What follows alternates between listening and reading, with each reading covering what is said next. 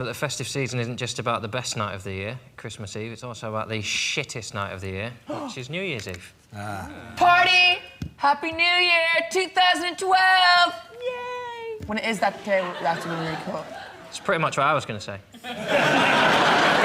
There's no other time in the world where you count down from 10 and suddenly everyone goes, now have the best time of the year. It's physical. You could count down from 5 at any point in the year and it would feel the same as it does on New Year's Eve. 5, 4, 3, 2, 1. Well done. Well done. I didn't think they could do it. I didn't think they could do it. Sean, New Year's, do you do anything on New Year's? I like New Year's Eve. I love it. I love it because you can go out, you get pissed, and you give it a kiss, you go around kissing and you know, cuddling, fondling people. It's like being Berlusconi for a day. It's great. Oh, come here. Well, I can tell you that New Year's is not in our top 3. Ooh. OK, fingers on buzzers, one more thing to go. OK, amazing. OK, everyone's always thinking of the crazy sales, OK? Or Christmas shopping, isn't it? Christmas shopping's always crazy. It's crazy. Always crazy. Like, you actually have people, you have people buying things they don't even need, and they see you looking at it, and then they just want it because you're looking at it. You go out on the day of shops, because all shops are closed over Christmas, and everyone's, like, urging, like, they really want to go to the shop. But then, basically, when the shops reopen, there's, like, queues of people... You don't need to explain the January sales to us. We understand the concept. And it's crazy, and people are pulling and going, I want this, I want this. No, because we're grown-ups, we know. Oh, I know. Okay, you know January sales. Like, say for example, there's relatives you have. Say for example, no, it's okay. Say for example, there's relatives.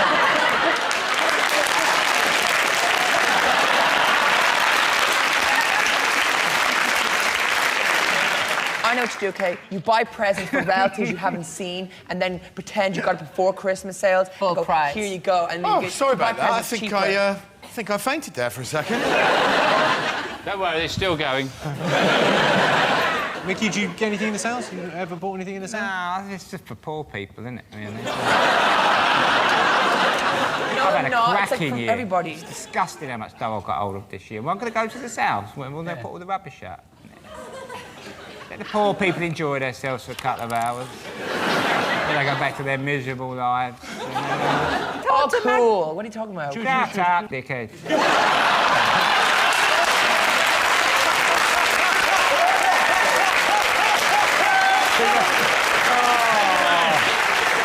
Give me that drink. Give me that drink. I'm losing it. Every man has a point, isn't it? It's like a Clint Eastwood deal. Every man has a point. We can't take anymore. I can't believe that, Jedward, you're you're driving men to drink. Jim, can I just... Imagine if you couldn't see them. No, I really need to apologise. It's Christmas. It's okay. Merry Christmas. Just let him And apologise. I shouldn't have said that. And I'm Well, I very think son. Say with some heart. Sonny seems to be that. This is turning into really good fun. Yeah. Merry Christmas, everybody! I'll tell you what this is.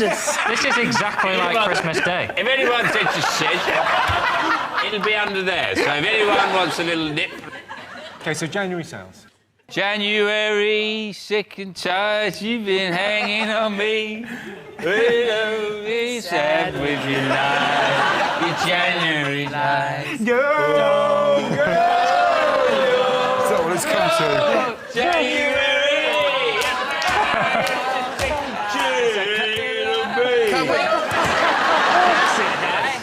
There must have been a part where you thought, I wonder if I should tip the whiskey out and put apple juice. No, it'd be fine. It'd be fine.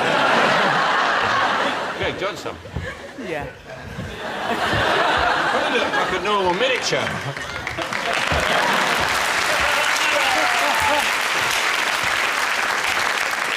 You're real, aren't you, Greg? You're not feeling very well. I'll put it in the cap so you don't catch anything. It's actually real. We had a discussion about who was going to take the whiskey, but we decided that'd be too much of a physical threat. Yeah. It is real as well. Yeah. Yeah, of course it's real. Hey, that feels a bit better. Happy Christmas, everyone. Happy Christmas. It's real. Oh, it smells like real stuff. When Louis shows you the bill, that's what you'll be living on. £1 million on hairspray? Fucking hell.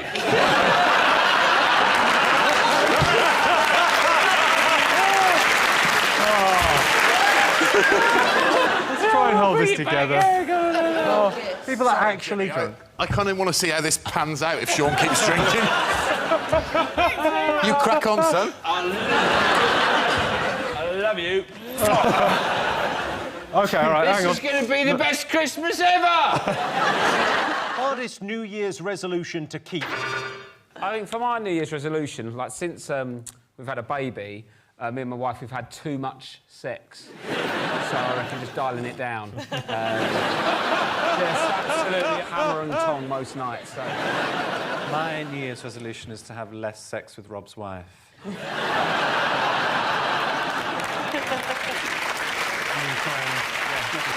Yeah, he's a friend. He's a friend. What upsets me most is you're bisexual. Not once have you rolled over to give me a go.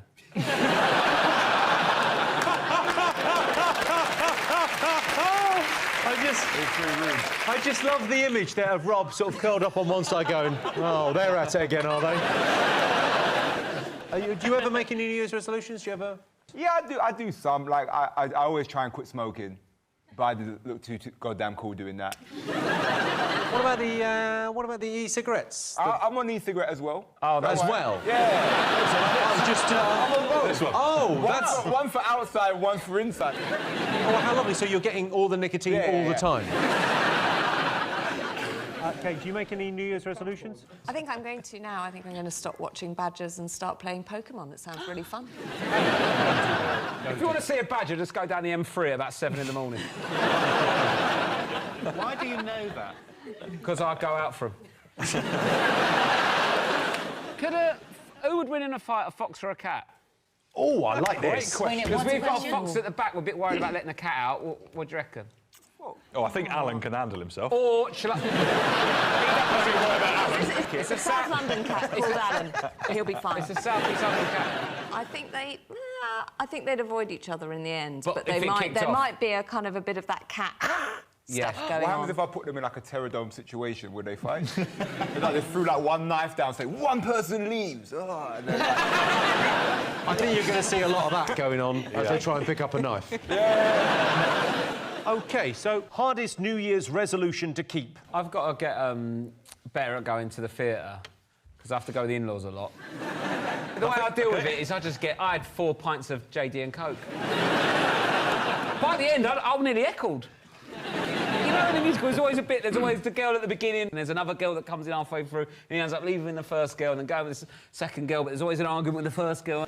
I was like, I'm a second away from shouting, bin her off, mate. So how would you be better at going to the theatre? Well, first of all, I've learned that you order those drinks at the middle. They're not yours. The interval drinks? The interval drinks are an organised affair. They're not just, have a go. I've always thought the interval is the time to minesweep. Yeah, that's what I thought. I thought, God, they're not drinking this, are they? I bet it weren't. They have little tickets on. Someone's ordered them. The security's not all that, Nah, it's not. But the thing is, though, they're all so middle class. You bang them back, no one's saying nothing. Look at them in the eye. What are you going to do about it? And then in the second half, all the audience are sitting there going, who drunk our drinks? And then you shout, bin her off, mate! OK, so hardest New Year's resolution to keep. Let's get some answers. What do you there think? must be exercise, a gym. That must be up there. Oh, Gym. it's related. Eat less. Lose weight. That's exactly right. Smashed it. Yes, the hardest New Year's resolution to keep is losing weight. January's a great time to try and lose weight because you're cold, depressed and surrounded by hundreds of unopened boxes of Quality Street. Most common New Year's resolution. Sort my arse out. Would that be my resolution or yours? Because if it's yours, I think that's OK. If it's mine, it seems a bit aggressive. Yeah, it sounded accusatory. I'm going to sort her arse out. It's whatever you want it to be, Jimmy. Merry Christmas. What do you think? Most common New Year's resolution? I reckon it's to break up with someone. What? Yes, come on. Your Christmases are so depressing. I know, I once broke up with someone on Christmas Eve. And we still lived together, and we didn't have anywhere else to go. I had to spend Christmas with him, and I hadn't bought him any gifts because I knew we were breaking up. And then I had to sit there and unwrap the things that he'd bought me because... Was there a little bit of you that thought, I'm going to break up with him because then I know I don't have to do the shopping? No, it wasn't... Why did you just smile before you said no? Because that was just a handy side effect. What are you, Jamie? Writing thank you letters. You are so posh. Or passing driving tests. How many? Guess how many times I've booked my theory test? 4. I would say 7. 51. There's no way. 51 times you've booked your theory test. booked my How many theory- times have you done the theory test? 3. It's Boss, because you can spent you too get- much time learning how to ride ponies when No, you were it's younger. not. Green is go, red is stop. If there's a roundabout, wait for the cars. You're fine. That's all we... This is why Prince Philip ran someone over. Ola, have you got a New Year's resolution? I asked my wife, actually, what her New Year's resolution was, and she said this year she'd like to be married to a guy who was 1 stone lighter. Nice. Wow, so the turkey's going to live. I feel your pain there. Like, every year, it's my thing. I say, right, come on. People online, they call me fat all the time. And I'm like, but what you don't realise, I go to the gym every single January. The worst thing I've ever done is I found myself on January the 1st struggling down a really busy high street trying to carry an exercise bike home with me. Why don't you just get a real bike and ride home?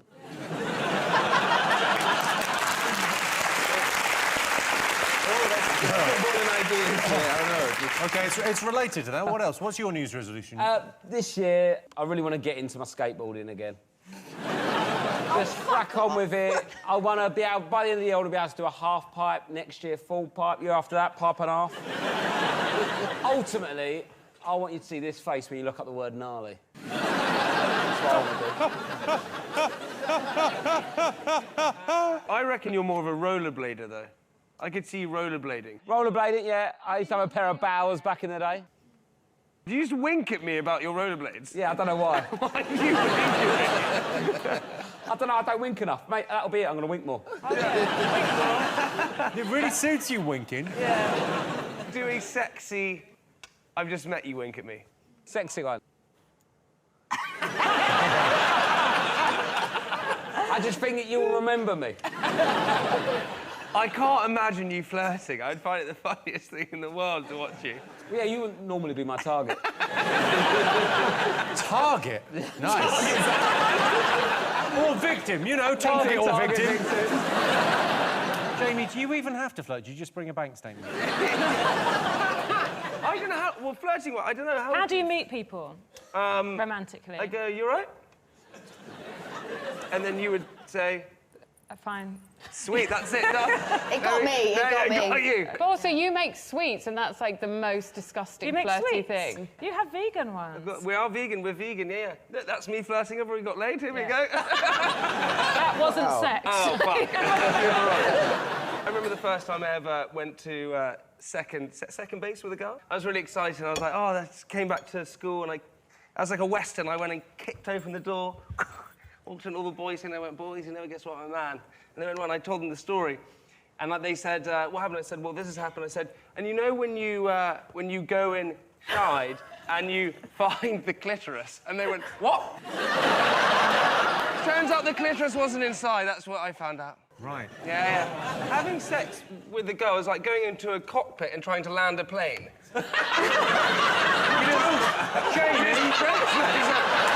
Jamie, don't call it a cockpit. Yeah. OK. Most common New Year's resolution. Is it about smoking? I feel like that's a really boring one. But people smoking try is to number give 2. up smoking. Very close with the gym. Losing weight. That's the right answer.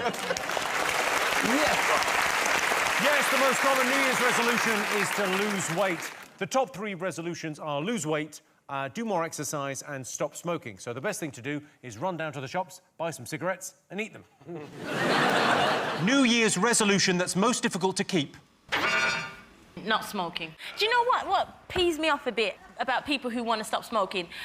You just stop, don't you? Like, if you don't want to do something, just don't do it. I can imagine you going around rehabilitation centres with like drug addicts going, just stop! Say I want to give up chocolate. Yeah. I cannot imagine liking chocolate enough that I would go, like, outside just to eat a piece of chocolate. Like, how nice can smoking be? Everyone outside pubs at the Dairy Milk time. But have you seen those booths booths at like airports and stuff where they all go in and it's like you can't even see anyone in there and they're all like... There's one bloke with a boost.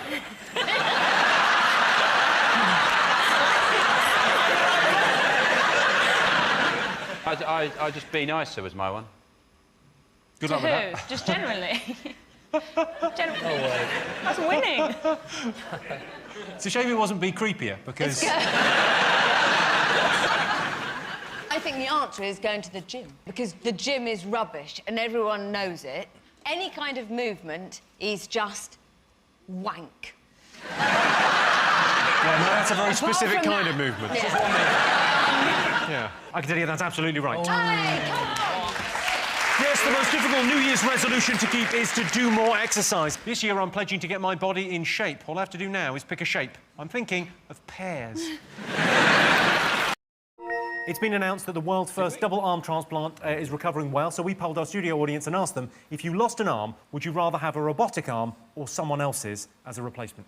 This is the guy he had in Germany, didn't he? He had an arm two arms transplanted on. But didn't he lose his arms in a shredder?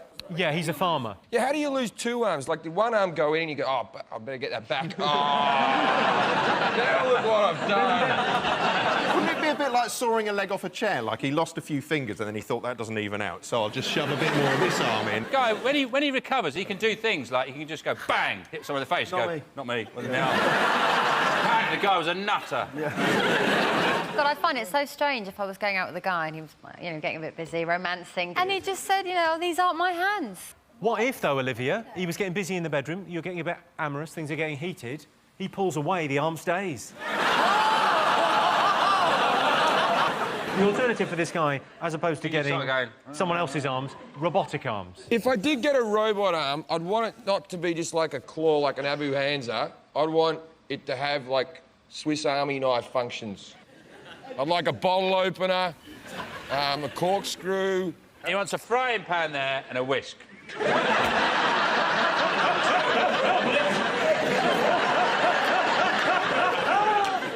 So, we polled the audience, we asked them, would you rather have someone else's arm or a robotic arm? What do you think they said? What are you going to go with? I think people would like a real arm. You think real? Yeah. No, because the robotic works right away, but I'll take real if that's what you two want. Real. You're overruling your team. Yeah. OK, I can tell you 75% of our audience said they wanted a robotic arm. If I lost both my arms, I'd probably just shrug it off. It was announced this week that the price of Christmas turkeys is set to rise. So we polled our studio audience and asked them, if you had to make a choice, what would you give up? Christmas dinner or Christmas presents? Whoever invented Christmas dinner or came up with, I want to shake, I want to kiss his face, right? Yeah. You don't put any weight on, do you, on Christmas Day? No. That's our little, that's our little gift off Jesus. Fact. He said, eat as many matchsticks and miniature heroes as you want. It's in the Bible. I don't like presents. How do you not like presents? First thing I say when I open a present after... Well, the second thing I say... First thing I say is, keep your seat. Second thing I always say, and I get right up close, say you're my dad and you give me a present, I get right up close, holding the present and go, I hope this isn't my main present. I was relieved when Father Christmas wasn't real. I remember going home and speaking to Dad, going, Dad, is Father Christmas real? And he said, no, it's not real. I remember thinking, God, because I remember thinking, how is everyone all right with this guy just coming in our house? Right. We spend all year, like, Mum going, what was that? Was that someone coming in? Malcolm, you've locked that door, haven't you? The back door's locked, isn't it? Yeah. And then suddenly, one night of the year, we're going, yeah, there's a carrot, a pie, some milk. Yeah. Help yourself, we'll be in bed. Just a free run of the house. I remember thinking, this is insane. Make sure you go in and leave a present at the end of James's bed. I'm all right, Mum. Leave it downstairs under the tree. That does look like a large turkey. What would you say? Would you guess that weight of that turkey is? It's not actually one of the questions we've got. Well, the brilliant thing about this game is, we'll never know. I'm going to invent a machine that you can weigh things in photographs. You take photographs, like that big camera thing there. Yeah. I'm not spoiling it for people at home. This is filmed in the studio. So you photograph it, and then you put it into my machine, my weighing things in photographs machine. It goes... It calculates it, and then it gives you a weight. It's The only problem with that is that you have then eradicated the guess the weight game at Fates. Yeah. You've ended it. You've killed it. If you're happy with... If you can live with that, if you can sleep at night, then you carry on with your fangled machine. Next, you've got a camera, you take a picture of it, and it guesses how many sweets are in a jar. Yeah. You take a picture of a teddy, it tells you the name. I'm glad you are killing Fates. I'm an evil genius. You are. OK, so what do you think people would give up? Steve Jones, Christmas dinner or Christmas presents? John, could you invent a machine that would give us both? What? So Dinner I could and reverse the presents. polarity of this question? Yes. I need a pair of pliers, a battery and some salmon. Don't ask. It's set to work immediately.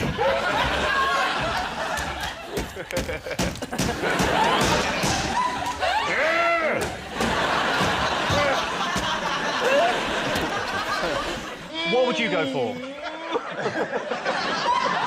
But this machine is going to take a while. Back it up! Back it up! No, the blue one, you idiot! All right, try it with haddock.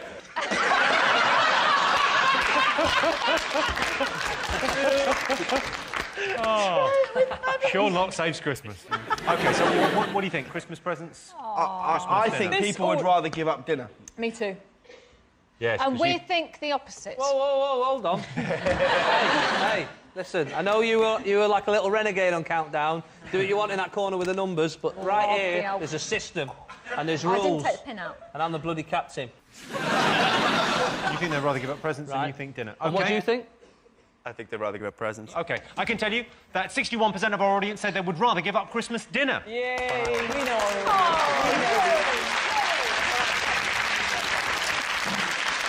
I do my Christmas shopping in October, wrap all the presents and hide them in the airing cupboard. It was terrible last year. She got a dead puppy. If you had an embarrassing medical condition, would you rather talk to a friend or a doctor? Can I ask the doctor a question? Go on, then. What's the coughing? Why do you cough when your balls are in people's hands? You don't. It's a complete myth. Has anyone actually been asked to I've cough? been asked to cough. Yeah, I have, yeah. He wasn't a doctor, but he asked me to cough. I got my balls checked, and here we go. I went into this. It was a new doctor, and I was lying there. And actually, it's weird because you think, where do you look? Like, you know, there's nowhere to look. And at one point, our eyes met.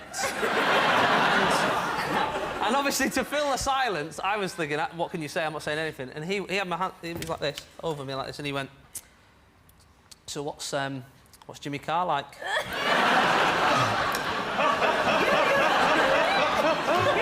He's nice guy. How do you stop yourself from giggling as well? It's things stuck in funny places that make me giggle. Those are the best. I actually really had a chap come into A&E, very, very sheepish-looking guy, just saying, I've had a bit of an accident, something's gone up. So you have a bit of a forage around. You put your gloves on, you have a bit of a forage around. And I felt a foot. Oh, my God. Oh, my God, who was it? And I was like... It was a little hard foot, and you kind of pull, and he goes, oh, OK, take him to theatre. You did it on stage. Examination under anaesthetic. Dilate him up, hand up, you know. And it was Action Man. Fully clothed Action Man. Was he in his scuba kit? Some poor soul is probably watching this at home going, I can't believe you told the Action Man story. It is an amazing thing with your show, the idea that people have got an embarrassing problem and they just go, yeah, I'm embarrassed, I've never shown my friends, I've waited 10 years to tell anyone about this. I don't mind the cameras being here, don't worry about that. Have a look at it. Look how much time you spent talking about revolting things. Is it a surprise? People love it. I want to ask a question, if you don't mind, Christian. I know you get asked questions all the time. Go for it, go for it. And this is personal. Okay. But you know when you get a Q-tip, like a bud, and you stick it far enough down your ear, that makes you cough. Why is that? I've wondered. I just want to know why that is. Don't you get that? You go. You just go. You go. How far? No, I'm not the only one. I know other people get that. Well, let's do it. Let's do Who a gets that? survey. Come on, who gets that? Who's done that? No one has done that. I don't know, is the Clean answer. your ears out. Hey? Why'd you clean your ears Hey? out? We got a Q-tip. Oh, we've got a Q-tip. Hang on, this is handy. Got a Q-tip.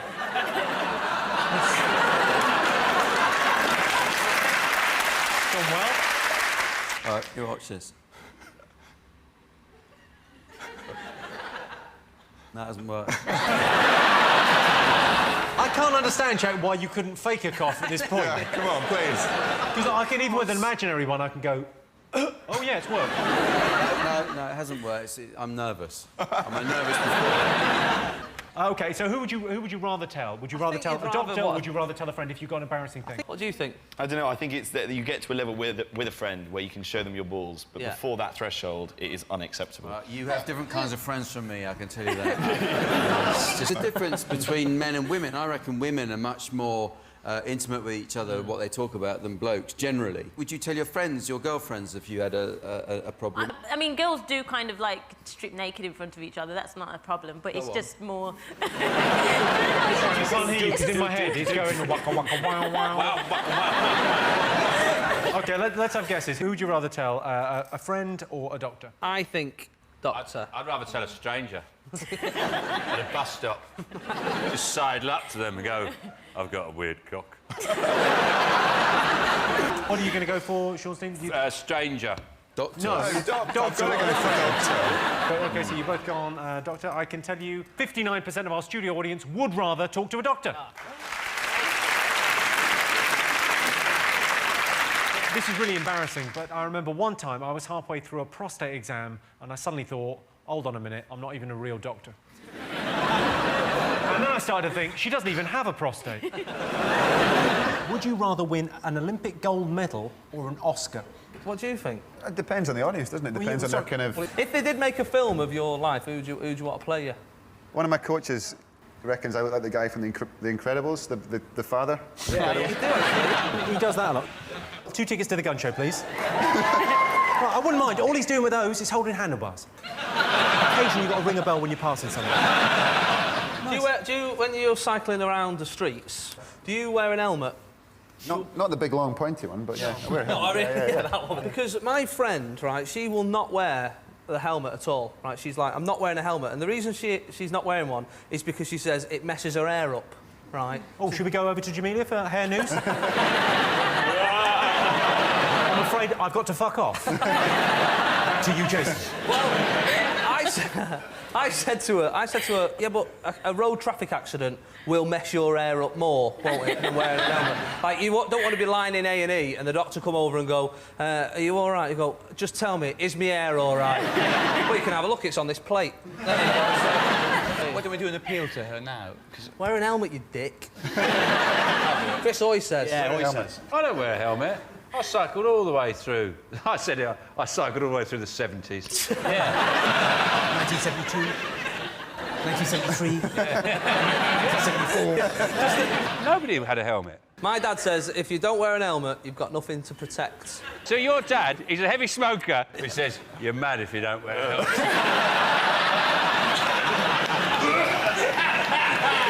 OK, so what do you think? Oscar? It's got to be the medal, surely. What do you reckon? I don't know, I think Oscars. I'm going to go with Hoy. Fair enough. Because he's got his medals. Oscar. You think Oscars? Well, I can tell you that you're absolutely wrong. 81% of our audience say they'd rather have an Olympic gold than an Oscar. Of course they would. Oh, Chris Hoy's bike was very expensive, but you've got to remember it was a joint birthday and Christmas present. Would you rather be beautiful or brainy? What do you think they said? I went on a date recently and 2 different people came up to us and said that she was far too attractive to me. Wow. I'm sure you've had it as well, Alex. Total strangers came up to you? One was a drunk Australian man who'd fallen out with his friends and he thought, well, I'll go and slag off this guy who's with a hot girl then. And then the second one was a drugs dealer in Camden who stopped a mobile phone call to point across the street and go, you shouldn't be with her, mate. And I didn't know whether that was the greatest compliment or the worst thing that's ever happened to me. I go for ugly, stupid women. Really ugly, really stupid stupid. So then people come up to me and they go, "You're too good for her, mate."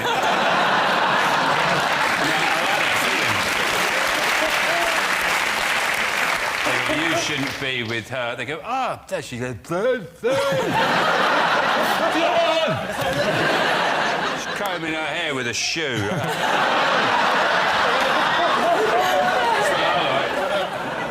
don't have to look any further than our guests to see beauty and brains. Obviously, we've got Rachel. We've got, on the other end of the spectrum, we've got you. Mille point. Is that a compliment? Yes, yes, it is a compliment.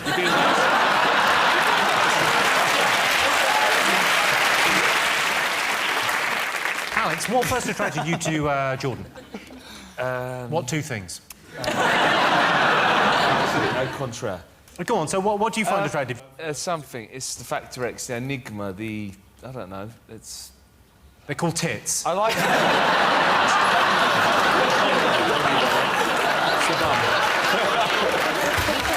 whole package! So, what do you think our audience go for? Do you think they'd rather be beautiful, or do you think they'd rather be brainy? What are you going to go for? If you're beautiful but thick, then you never have the intelligence to question why people are hanging around with you. I mean, brains are what make you go, oh, I wonder if this is just a fickle relationship. If you're beautiful but thick, you go, everyone likes me.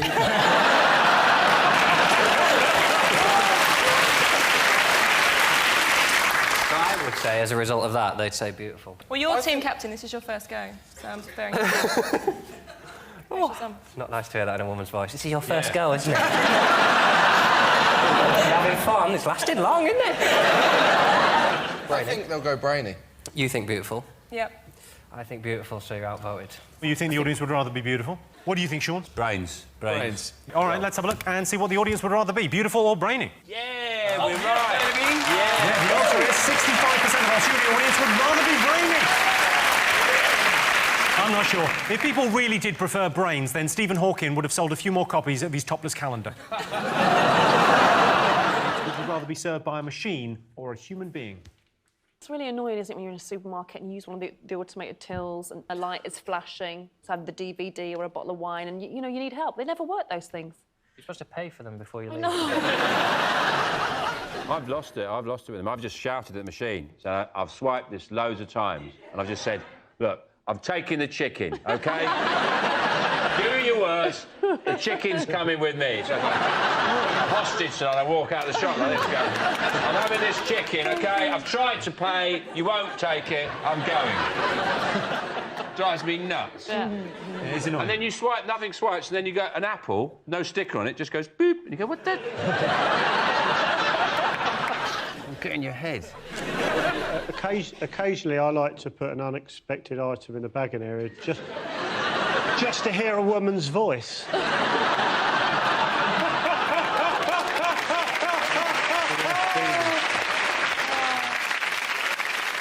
Christian, would you rather human interaction, Christian, or...? It depends what kind of mood I'm in. Generally, if the machine worked, I'd rather have a machine in a shop, but the machines don't work. It's like when you go to Heathrow, they've got the machine immigration thing, so that you can avoid the large queue, and then you queue up for the machine, and you put your passport on the machine, and the machine says, go and talk to a person. It doesn't work.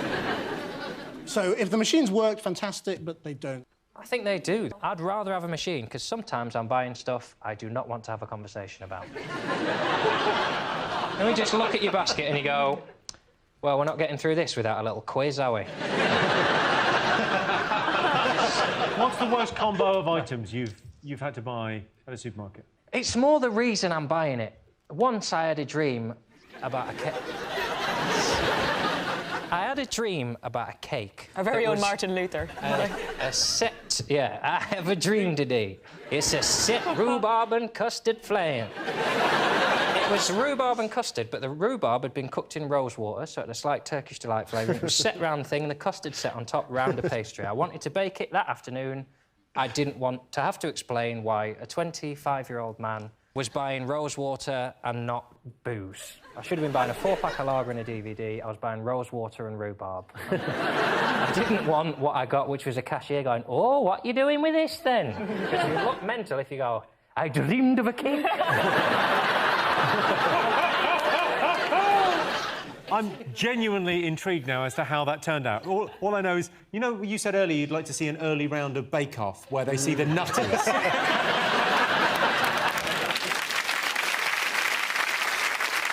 OK, so let's get some answers on this. We asked our studio audience, would you rather be served by a machine or a human being?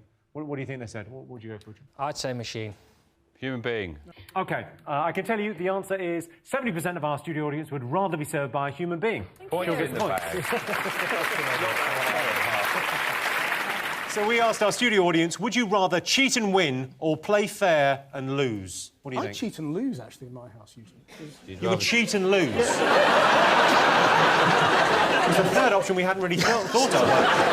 Yeah, if you've got kids, you cheat and win for a bit, and then you cheat and lose. I sometimes cheat so that my kids win, so we just get the bloody game over. Because it just goes on and there's arguments. I think, all right, I'll just, you know, just slide a card over there. I'll just make it some way that so just get it done.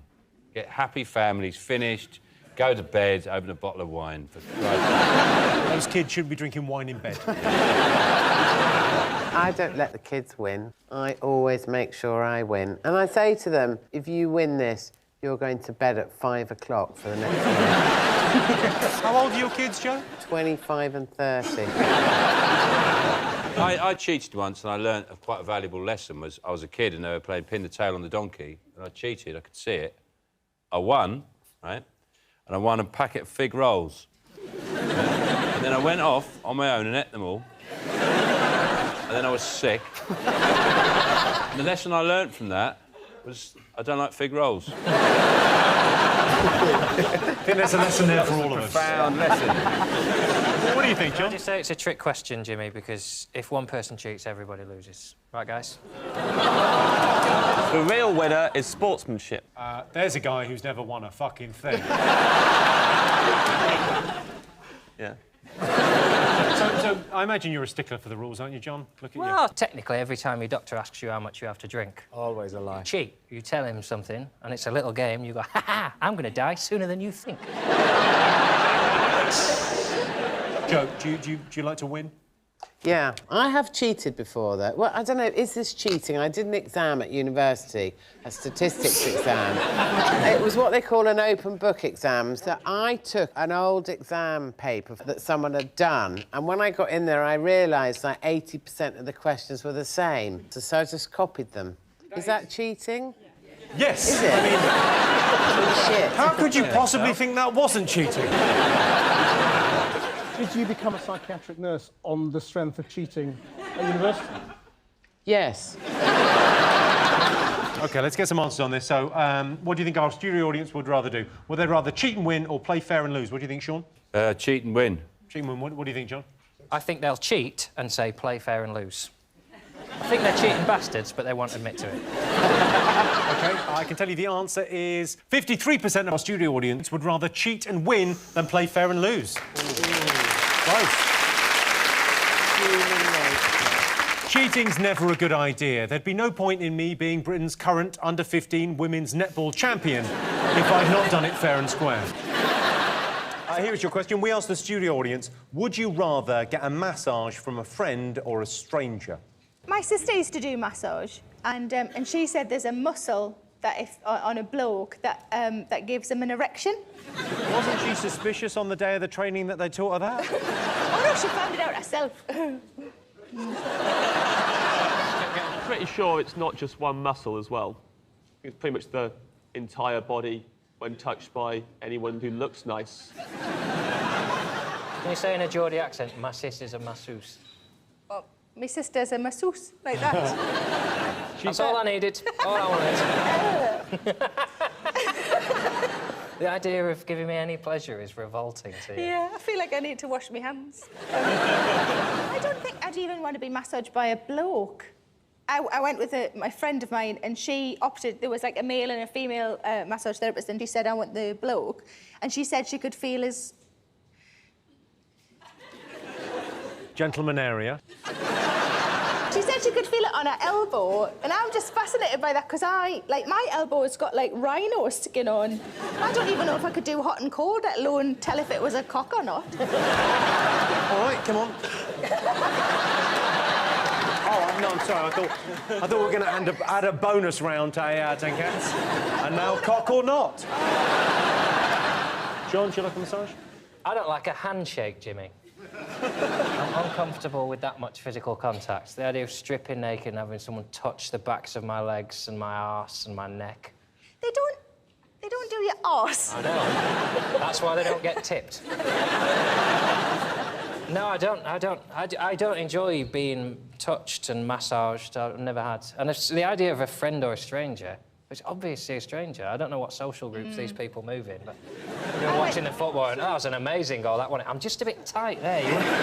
Just tease it out. Oh, yes, you are a legend.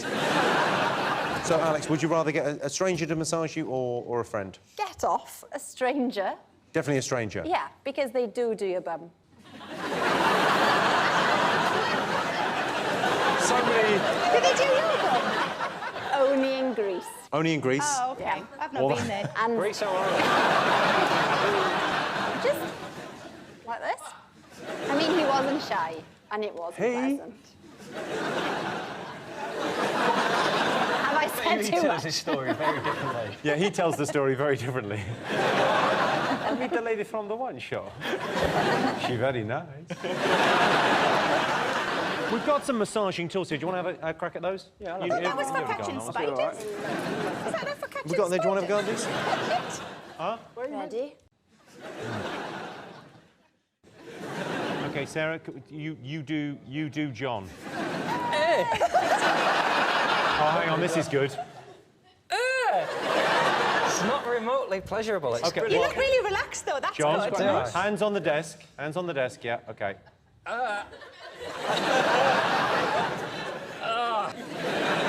There's people on their first night in prison that look less stressed than you. Oh, that's really horrible. No offence. This only works on the head, yeah? Well, no, I've got other devices. I've got this for you. Do you want to have a crack at that? Ooh, what is There you that? go. So you press the button on the top. Is it clean?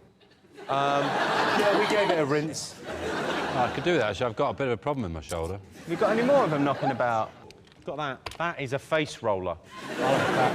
Yeah, so you're meant to roll that on your face. I'm going to do something to my face because I've got enough bad things going for me. Yeah, really nice. Do it on mine. I don't Go on. mind. Oh. Oh. Have a go on this. Have a little picture tonight. Well, I'll do you. You Go on then. did me. I'm very aware I'm gripping it in the same way I do when I'm painting my hallway. Right, here we It's go. going to need a couple of coats. Oh, it's quite nice. It It is. is quite nice. Give us a go. What? It's nice everywhere. This is meant to be this is a hand massager. So if you put that on. Do you want to give Sean a go with that? That's the hand massager, Ready? apparently. Don't stick them in your eyes, Sean. Relax. I'm very happy Lean with it. forward. All right. Ready?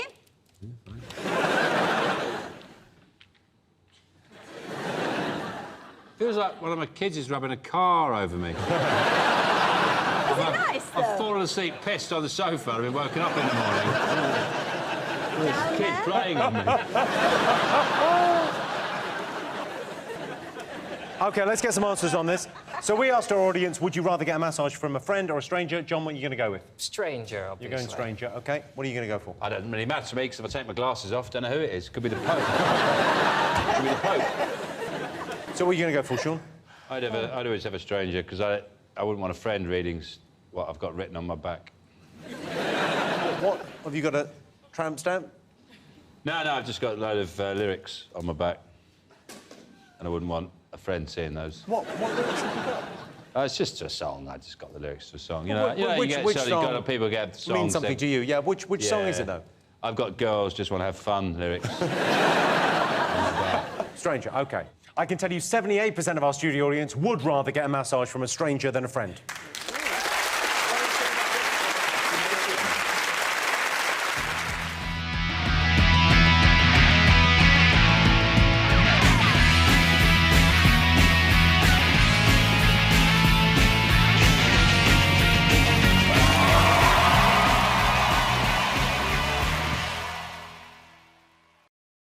What else have people been talking about this week? Sean, your team to go first. Well, I think almost definitely been talking about the release of the new Harry Potter novel.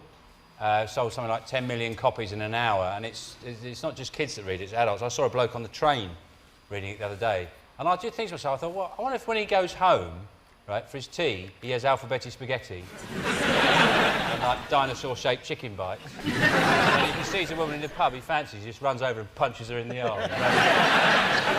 I haven't read any, and people say to me, they say like, what, you haven't read it? Like I'm the weird one. Yeah, I don't give a shit about wizards. Oh, what's that? If I see the word wizard on a page, I do that. You know? It's just a natural reaction. You clap. Oh, I love wizards. Slater, how are you? I'm damn good, mate.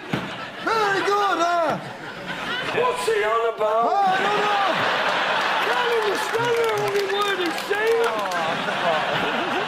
Dave, Rob, Johnny, what else have the nation been talking about this week? Is it anything to do with this Sir Ian Blair fella? Is he the chief of the Metropolitan Police who's apparently he got caught illegally taping a conversation he was having about the illegality of taping phone conversations because he likes to tape stuff. Because usually if you ring him up, he kind of says, hi, it's Ian Blair, I should warn you that this conversation is being taped for quality control and training purposes. Shoot. You want to get permission? If you're filming them, you definitely need permission, yeah. Especially if it's with a thermal imaging camera. I know exactly your body temperature now. Even at Blackpool, when you've gone off with the right quirky lass, ruins the mood. When you finish with a quirky See that teddy bear with the massive eye? Christian, do you think people should be allowed to tape phone calls? To tape phone calls? Yeah. Is that what you guys were talking about? Yeah.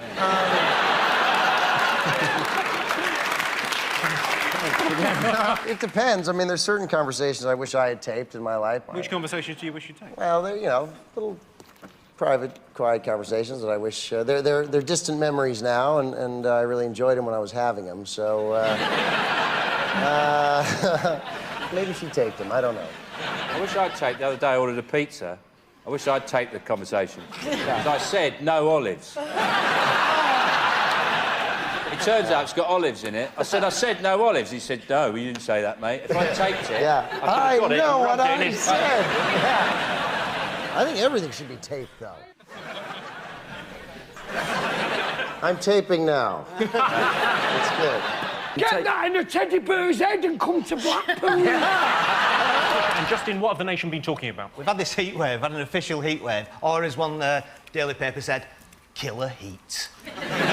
Killer heat. But luckily enough, they print these tips and advice inside the papers. Thank God. Because we'd never think of stuff like that, would we? Drink water. Just all those, you know, drink water. Drink water. That's why I'm thirsty. It's something to do with the heat. These weather warnings, they're stupid, aren't they? Come on, they say today, weather warning.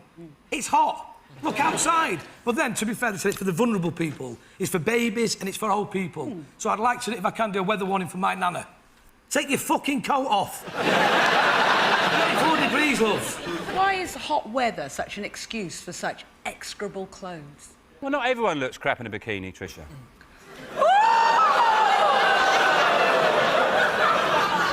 Sorry, what was that?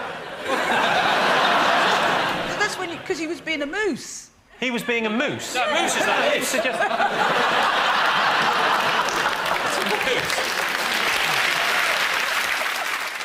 Emo, you're from California. It's always hot there. Yeah, I go to the beach. You know, I love the sound of the crashing surfers against the rocks. It's very calming and spiritual, isn't it? It is, but nothing's like... I was off the coast of Florida on my uncle's boat, and I said to my sister, you gotta go in the ocean, it's wonderful. She said, I told you, I'm having my period. You know, she takes all the fun out of shark fishing.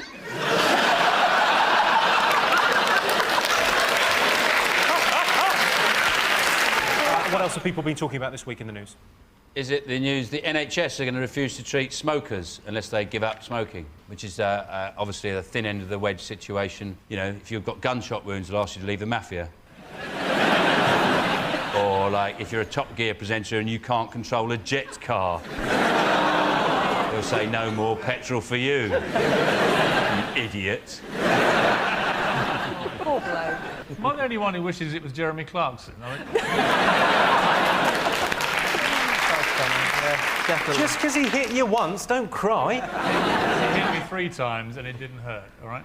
Did he hit you 3 times? Because it was a... What was that? That's the scar there. Is that you've got a scar? Yeah, and we kept running stories on the Mirror about him cavorting with women who weren't Mrs. Clarkson. And eventually he cornered me at the British Press Awards and smacked me 3 times in the head. And after the 3rd one, I went, is that... got a smattering of applause there. Well done, Jeremy. Quite ironic, really, because I didn't hit him back because I thought I'd be sacked. And then 3 weeks later, I was sacked anyway. What have the nation been talking about this week? It's got to be Osama bin Laden's son marrying that woman from Cheshire. Basically, this woman, Jane something or other, she's 50-ish. And 51, that's right. She's married this fella who is that mentalist's lad. And they're going to move to Cheshire as well, which sounds brilliant, doesn't it? They're waiting for the visa so he can come from Saudi Arabia. Married. I wonder if they're going to get the visa.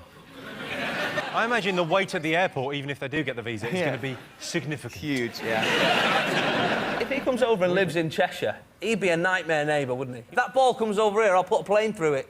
You know what I mean? It's just a really beautiful love story. I think we shouldn't mock it. Do you think they're going to remake Shirley Valentine? No, you know what I think? This is a TV movie waiting to happen. It's going to be Jane Seymour and Jessie Metcalfe playing those two. Mark my words. It's Jessie Metcalfe playing Osama bin Laden's son? Yes. He's very versatile. They've seen each other once in the past, like, 15 months or something. Yeah, but they spend like, loads of time on the phone planning the wedding. Exactly. There's a chance that it may soften bin Laden's feelings towards Western values. Yeah. And bring an end to this senseless conflict. Yeah. Or make it worse. He's the ultimate embarrassing dad, isn't he? He's out there, he says, I think the Twin Towers was bad. Do you want to see him dance? Does all Northern Soul moves. Britain's favourite word? Knockers, fanny, tits, flange. I wanted to get in before Frankie. So it's our favourite receptionist from earlier's back. I think it's gusset. It's saucy, but it's not revolting. Is this what you put in the phone cards? Saucy but not revolting, Yeah, gusset. Gusset. It's derived from the Latin. Bollocks. That's Latin, isn't it? Bollocks. Is it? No, Old Latin, yeah. Old Latin, yeah, from the East End of Lat.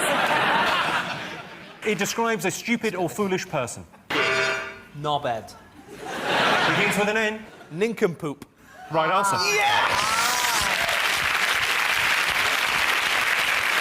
Yes, Britain's favourite word is nincompoop. Number 3 on the list is mum, as in, I fucked your mum, you nincompoop. Christian, Johnny, what else have the nation been talking about this week? Is it these extreme marathon people who suffered extreme weather? You know? What was that, Christian? I can't bear this story. I had to do it on Sunday night, you know. Yeah? Well, it's your job reading the news. We all read the papers because we enjoy them. I can't bear this story. I had to read out what happened. Oh, they're running and then it rained. I hate it. Jon Snow gets all the good stories. I hate it. You hear mountain marathon and you think, oh, you know, it's a bunch of athletes running up a hill. It's a bunch of old people hobbling up mountains. And then when we did the stories about how they were all washed away and didn't know what they were doing and got lost, they then got angry with us and saying, oh, no, you were making it up and we were all fine. And these stupid people, I just want to say to them, don't waste my time. I have had it with your stupid antics. The next time there's a weather storm, just don't call us. Fair enough, yeah. That seems reasonable. Can I just take a quick opportunity? I'd like to apologise on behalf of Channel 4 for any offence caused. I could give you this opportunity to resign. Would you like to resign? It's all the rage in the media. Go on, resign. A bunch of very healthy people who can have whatever operation they want from the NHS, right, decide to go out and fucking try and kill themselves and cost us thousands of pounds in helicopter rescues and everything. I've had to drop 4 stone to get a new hip. Not by going up a mountain, I do it now. Just by cutting out pastry. You managed managed to drop 4 stone by cutting out pastry. How much pastry were you eating? I slept on a pastry bed. And ate... Yeah, and I ate it every night. I went to bed in a big pie. I woke up in tears. Yeah, I wept gravy. You know. I know the petty. It doesn't sound that far-fetched. I can see your head poking out of a pie. Like you're in a jacuzzi. Nicky, do you think he looks 10 years younger? Oh, look at Nicky. Nicky has no interest in me. Looking good, Johnny. Your arms are really thin. I've got a question for you, Nicky. I've been trying to get my wife to take part in your show, right, 10 years younger. Is it wrong that she's 22? Yeah. You wanted to look too. Is that what you say? No. 20 years younger. 12. That'd be sick. I tell you what, that's sick. I'm just curious. I think... unfortunately, if the Channel 4 bosses are watching, I don't think we found Carol Vorderman's replacement. Characteristic that most defines Brits. Binge drinking. And also go into other people's countries and thinking that they quite like us binge drinking there. And then, while we binge drink in other people's countries, mistaking people not being able to understand English for them being deaf and stupid. I tried to communicate through patio furniture. I just throw patio furniture across piazzas. And I hope that it lands in a way that suggests chicken salad. Yeah, we drink for everything in this country. We drink to celebrate, we wet a baby's head, we toast friendships, we warm a flat. Just bought a new spanner. Hey!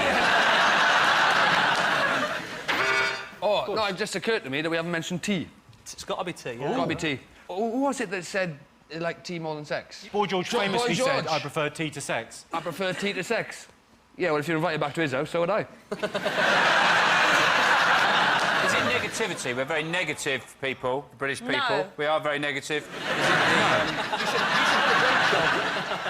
If British people landed on the moon, we wouldn't have put a flag up. We put a little sign up saying, caution, uneven surface.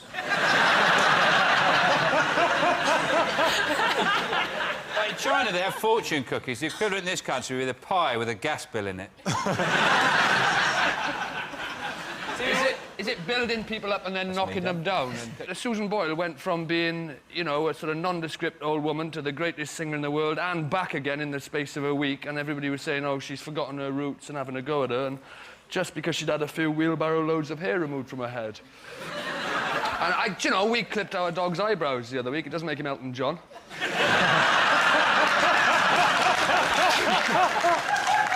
It's the most British thing. It's the thing that we talk about most. Weather. The weather. Correct. Yes, the characteristic that most defines Brits is an obsession with the weather. Whenever we have a heat wave, old people are told to stay indoors, and that's because they don't look good in bikinis.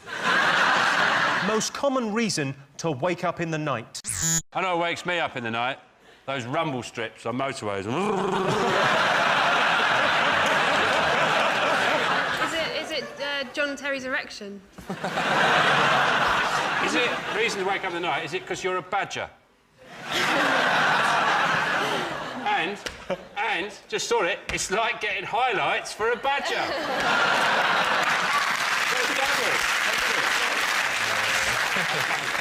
I tell you, it's weird. Well, you got a dog, and sometimes he makes like a weird... It's only happened like once or twice in its whole life, but sometimes he makes a weird noise where it yawned, but its mouth moved in a certain way, and it went, hello. Right, that will freak you out, man. Hello. What the fuck is that? Waking up thinking you need a really giant piss, but then discovering when you get to the toilet you only need a thimbleful, and then catching sight of your bloated middle-aged carcass in the mirror of the bathroom and thinking, what happened to that young lad, that Shropshire boy, so full of hope? Oh, it's not full of hope, sorry. Oh. Needing the toilet is the right answer. So you've got to go first. What do you like the look of? Oh, we like the picture. The little child? You've chosen the child asking a question.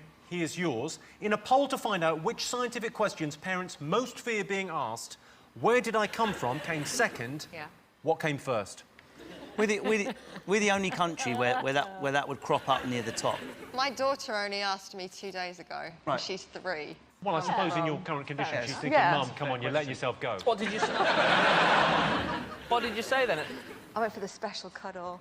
Mummy asked Daddy... Magic cuddle. ...for the magic make-a-baby cuddle. Daddy that makes says... it sound weird. Really? Yeah, I think it makes... I mean, not only from an adult looking... She's 3! No, she'll be fine with the magic cuddle, but I'm feeling a bit seedy. I ain't fine to you. Is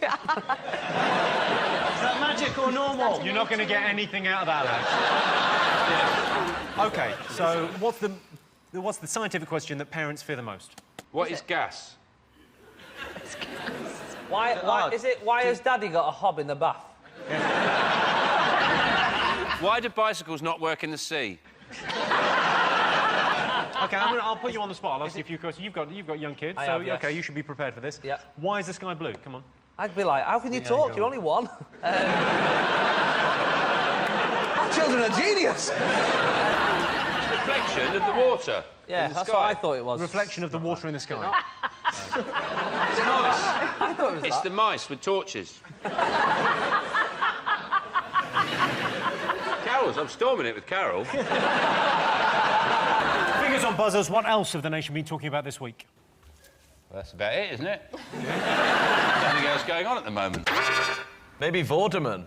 Vorderman's in the Vorderman's news. big news. Carol Vorderman has said that kids should learn maths compulsorily until they're 18. Yeah. I mean, that's ridiculous. That's like 40 years.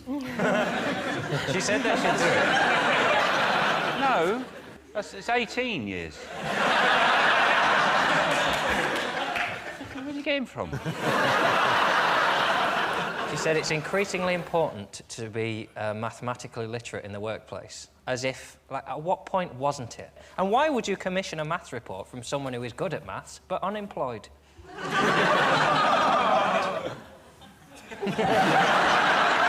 my fault. It's a little bit your fault. I didn't feel like people are actually that bad at maths until I've seen saw some bad stuff, though. Yeah, what's the worst maths you've I seen? did a programme with dispatches, and they were looking at this school that had implemented this magical new teaching of maths. And I met an 11-year-old girl that couldn't work out 500 minus 499. This was after a year of their new magical teaching. 500 minus... 499. Can you hold up your fingers? I'm going to need everyone's fingers. Sorry, audience. Okay, how many fingers in one hand? 5. How many fingers in 10 hands? Oh, shit. 40. Yeah, no, what? Ask him again. Ask him again. What was the question? Yeah, well, it's not difficult. It's your top's not done up, so it's hard.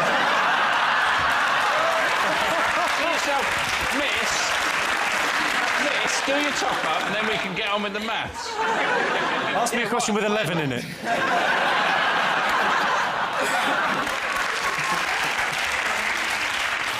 Sean, what else do you think people find annoying about modern life? Is it war? Well, we're looking for things that are annoying. I mean, it is annoying. Can you turn it down? I don't know what's the news. No, the advertising people. The adverts in your brain. I love adverts. Really? Yeah. You know when have you seen the milk one? Where he goes, listen, love, I swear I've changed. I'm not the same anymore. It's this milk standing talking to this woman because he's got rid of his lactose or something. She can drink him now.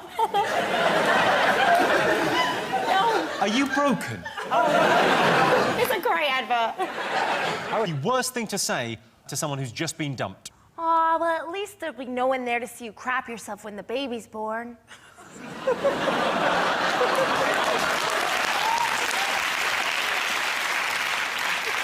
If you're going to take the question literally, the worst thing to say to someone who's just been dumped is...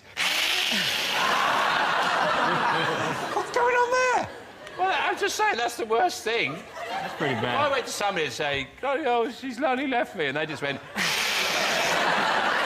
That'd be pretty bad, wouldn't it? I think it would distract me from my heartache. I think the worst thing to say to somebody would be, too bad, because that was probably your last shot.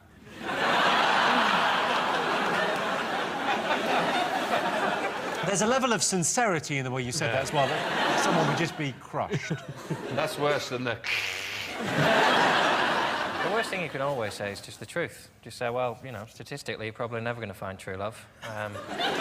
At best, you'll find someone willing to just see it out with you. But it's not to say you'll be happy. Someone might stay with you, but you'll probably never be happy. You'll grow to hate each other. Or, never mind, you might meet someone at the clinic. So, have you ever dumped anyone? No. Actually, no, I have, actually. I had a girlfriend when I was 13, and I had to dump her to the tune of, I'm sorry, I'm gay. To the tune of, I'm sorry, I'm gay? Yeah, it's one of the scripts, apparently. That is a good...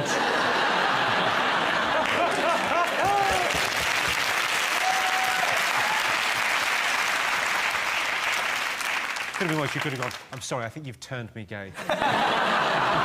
It's worse if it happens to Jury. Sorry, she did say, my last boyfriend said that too. Did you say, have you got a number for him? If I'd known that's a brilliant way to get out of relationships, isn't it? If I'd known that. But the trouble I've had trying to extricate myself from relationships in the past.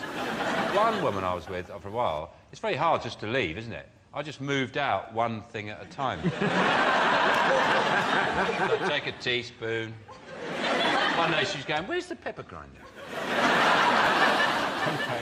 Worst thing to say to someone who's just been dumped? It's to do with your physical appearance.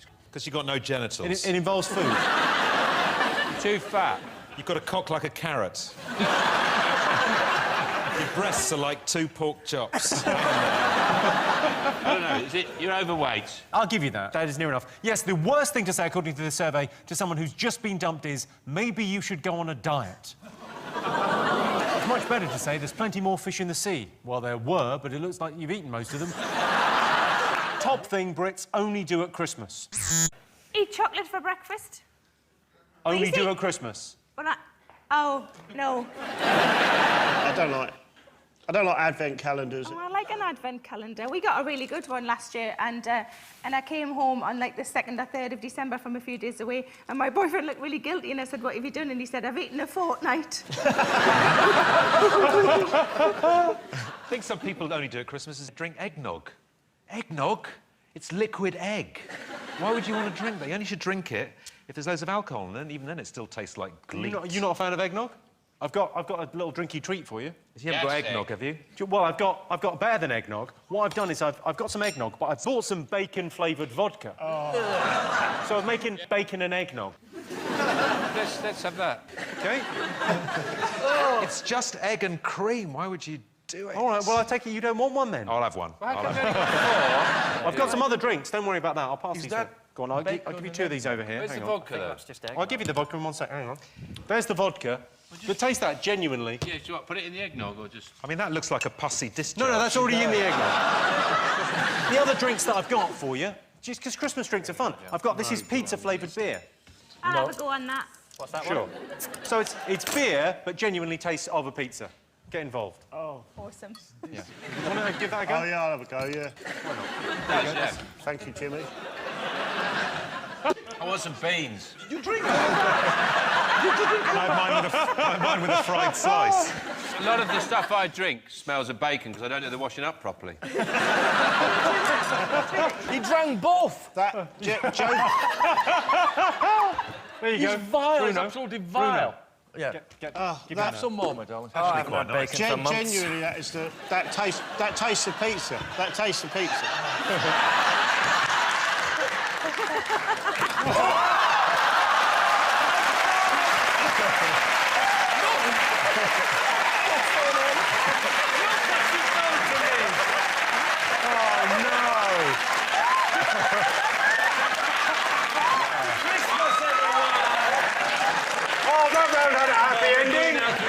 I changed my mind. It's not a pussy discharge.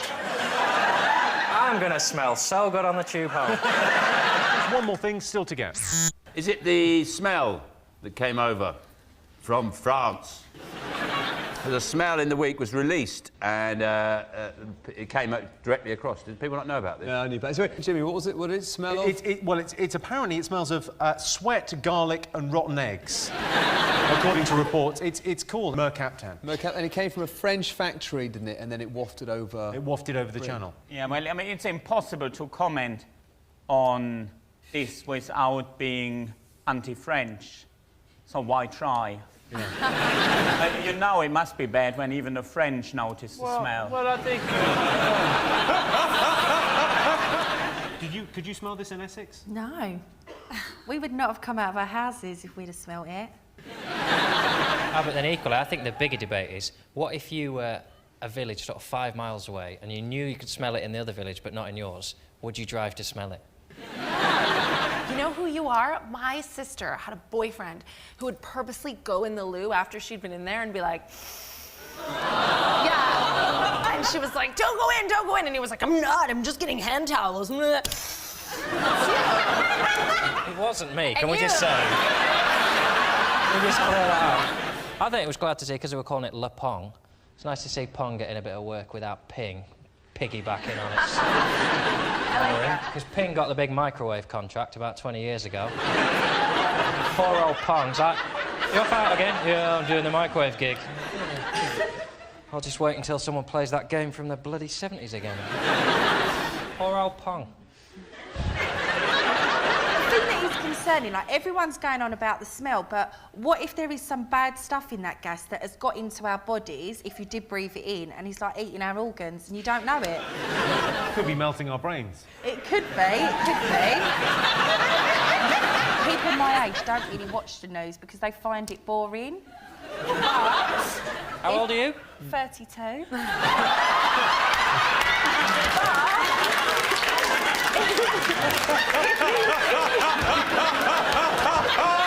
Every night sometimes I go on YouTube and I came across this guy, right, called David Icke. Yes. And I've been watching him and he's really Well, this explains a lot. You're his target audience, Gemma. Am I? Yes, you are exactly the sort of person he's trying to reach. He is fascinating. He has said Beyonce isn't real. But... And basically, we are all run by aliens. Like, there's aliens living amongst us in this country, like reptiles, which... See, why do you know to do that? Why do you know? He says that. David says they pull off their... he shows it on the thing. They pull off their faces? Yeah. Well, I imagine when you take the fake tan off, it looks different. Yeah. Why should we just believe that this gas has just come?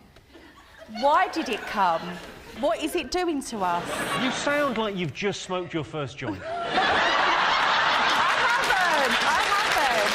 haven't. Well, I can tell you the French gas leak is not one of the most talked about things this week. But after extensive investigation, the cause of the foul odour was narrowed down to 2 possible sources: everything in France or everyone in France. OK, last week an 80-year-old Russian man survived a fight with a bear. True story. He bravely kicked and headbutted the bear before the bear threw him off a cliff. He survived, but a bear basically came at him and he fought him off. So we asked our studio audience, do you consider yourselves brave? Yes or no? I was really hoping you had a clip. I'm not dismissing the bravery of a man, but it sounds to me like he survived because he got thrown off a cliff. I'm going to speculate, had the fight continued, he would have got the shit kicked out. He was an 80-year-old Russian shepherd. He was approached by a bear in a raspberry field. So this is true. This is a nursery. This happened this week. Approached by a bear in a raspberry field. He showered him with kicks and headbutts. Reporters say he managed to knock the bear off balance before it threw him off a cliff. He was hospitalised with bruises, bite wounds and 4 broken ribs. Wow. Discharged within a few days, and it's not known how the bear is. I just love it how we're sitting slagging a man off who fought a bear. We're like, ah. We're sitting in London in a warm studio. He fought a fucking bear. Yeah, in a raspberry field. Get over it. What's a shepherd doing in a raspberry field? How mobile are these raspberries?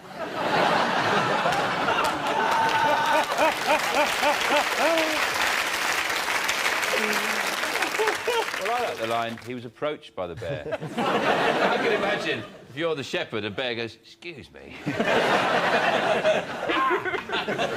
The thing is, to be fair, we've only got the shepherd's version of this story. I'd like to hear the bear's version. In bear news, the bear was sexually assaulted today by a mad Russian. Joe, if you got attacked by a bear, what would your strategy be? What would you do? Work the body.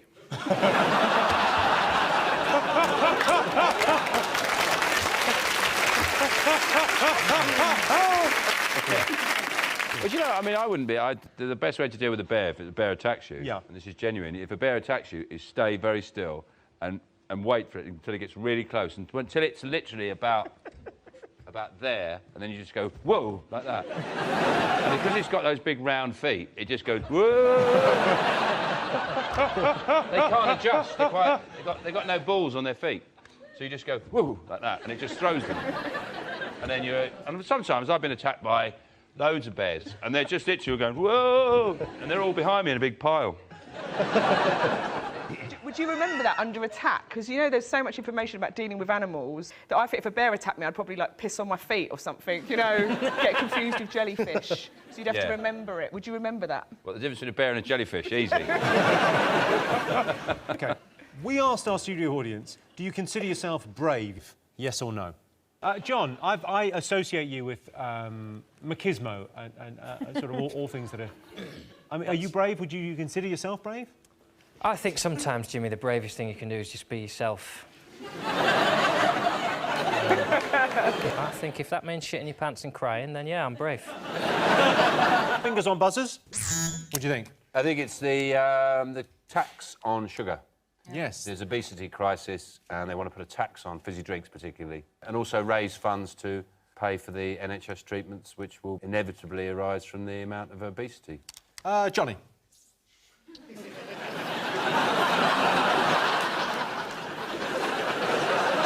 I like my vodka with a mixer. You start taxing the mixer, I drink my vodka without the mixer. I go out and I burn down factories. What's that going to cost the taxpayer?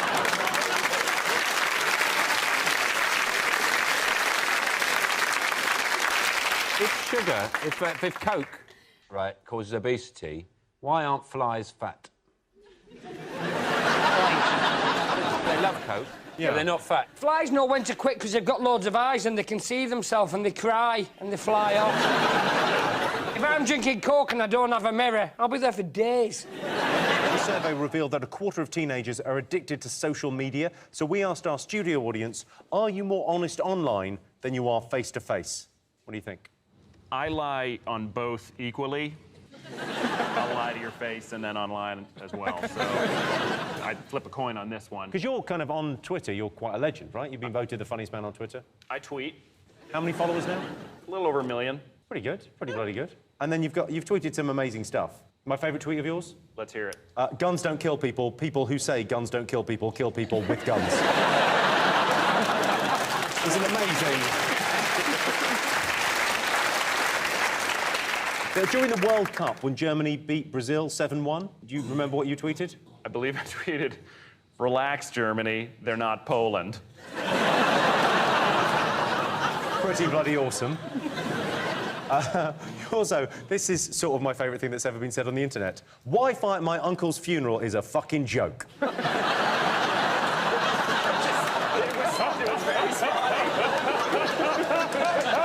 Robbie was in the news this week because he reportedly enlisted a healer to drive an evil spirit out of his new home. So we asked our studio audience, do you believe in ghosts?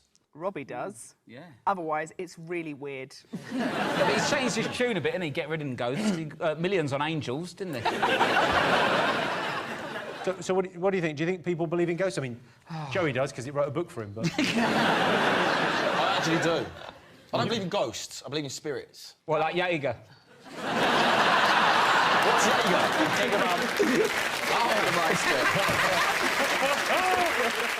No, do you genuinely believe in ghosts? I don't believe in ghosts, man. I believe in spirits. What's the difference between a ghost and a spirit? Well, I don't believe in Caspar, but I believe in... I believe in, like, there might be a spirit around me now. Do you know what I mean? Like, yes, this is a sign of protection. I think it's a sign you've been to Argos. But you're superstitious. I'm a bit superstitious. I have to take a special pen into the studio every night, and it's not this one. You have to take a special pen in? I'm a little bit OCD, so it's kind of my safety blanket. But I forgot it tonight. I have that, I feel that. There's something more than what we realise, Jimmy. There's something out there, guys. There's like my friend Henry VIII here always says, if there weren't ghosts, why would there be ghost tours? Roisin, do you believe in ghost spirits, anything like that? No, but I did once, you know, not believe in ghosts, but I've done that stuff as a teenager when you sort of go like, oh, if you could hear me, you know, like sort of A bit of Ouija seances. board sort of Yeah, thing. not sort of Ouija board. We didn't have enough money for that. Just Scrabble. Scrabble with the lights out. Yeah. Why do ghosts always just turn up in, like, creepy old buildings and castles? They're never, like, in Matalan or on the... I wouldn't want to be a ghost. It looks like you'd be late nights and you're cold, aren't you? I'm actually a ghost, and I'm finding this really offensive. Yeah, we've got a poltergeist. What's it doing? Eating all the chocolate.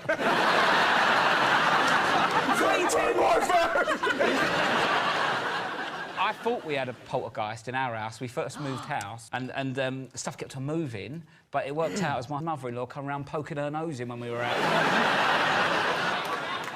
Keeps moving lamps. You've got your own house. Move the lamps in your house. It can't go on. That's just grand design. Ashling's team. These are my favourites, which is like a gal's holiday. Oh, they're like Okay, the lads and the girls all going away and gals. together? Yeah, I love that. Just a gal's holiday. It's just really nice because, like, you go out with your gals, then you stay out drinking every night for 7 nights until 7 a.m. Fall in love with a local barman, then you fight with your friend, then you go out and you get some food, and then you get food poisoning, you end up in a foreign hospital where you can't speak the language, and then you almost miss your flight home, and then you come back to the office and like, oh, did you have a good relaxing holiday? And you're like, yeah, it was really relaxing. Like, I love a gal's holiday. Not entirely selling it to me, but I made up some, you know, lads on tour, girls on tour T-shirts. I think you've... there you go. Give those to you. No. Got some for you as well. There you go. Oh. We've gone for last leg over for you. Crack Addict and Ryan Gaggs. Ryan Gaggs. Oh, this is nice. Posh nosh. Is that an instruction? Natalie. Rob, what have you got? Let's go fucking gentle. Let's go fucking gentle. Come on, stick them on. Oh, that's the front, obviously. I'm a bit worried about messing up my hair. Where is it? It's around my anus. Is it bleach blonde? No, I went brunette. Jimmy Carr, I said. So, have you been on any girls' holidays? I had a couple of girls' holidays. My niece turned 21 and we went to Ibiza. And it all sounds great. Sun, sand, sea. But I think I'm allergic to those 3 things. And when I go away, my legs, it's a thing called elephantitis. I've Has anyone got heard of this? Heard it? Yeah, I haven't got it in my legs, but... One nut.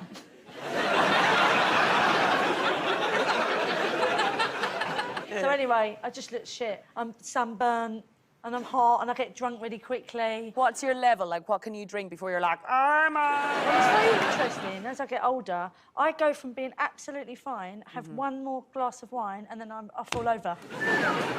I went to Cos. That was brutal. It's just, I don't think I could go on a lad's holiday anymore. I just sort of like my hair, my eyebrows, my marriage too much. I did once go to Gay Pride in Berlin, and that did have a lot of lads on it. You could say that was a lads' holiday. In fact, it was entirely lads. Lads. Lads. That's what I kept shouting. Thing is, with the lads' holidays, like, we all went out, we went to, like, Magaluf and, like, Tenerife, and it's at the end of school, and it's just like, we're going here to lose our virginity. And, like, I didn't know how to talk to girls. Like, I still believed my mate John from when we were 14, and he told me that when he finishes, it hit the ceiling. By the way, I believed that there was something wrong with my willy till I was 21. And I got my first proper girlfriend. Sorry, and I said to her, look, I know there's something worse wrong with me than the hands and the leg. And she was like, what? And I was like, I know that it should be more powerful when I... So, yeah. You just think mothers always went around going, oh, my God, I hate it when they get... How did you think oral sex worked? You just thought, well, I guess the girl dies. So, Fred, you present First Date, so we asked our studio audience, would you go on a blind date? I've never been on a blind date, but I did take my mum to Nando's after she had a detached retina operation. Judy. I would go on a blind date. Have you been on a blind I've been date? on a blind date before. His name was Adam, but when I turned up, he looked like Amanda. And I had a lucky escape because I just walked away because obviously he was expecting someone called Lindsay with blonde hair. It's quite nice because there's no investment, isn't it? Like, you don't know the person. If you don't like them, you're never going to see them again.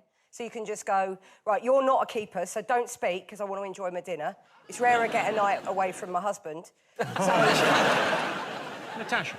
I've never been on a date. I've been on one date and I was 20, I think I was like 23, and I was so nervous that I said I was 17. And he was, and he Were you was going like, on a date with R. Kelly? No, but he was...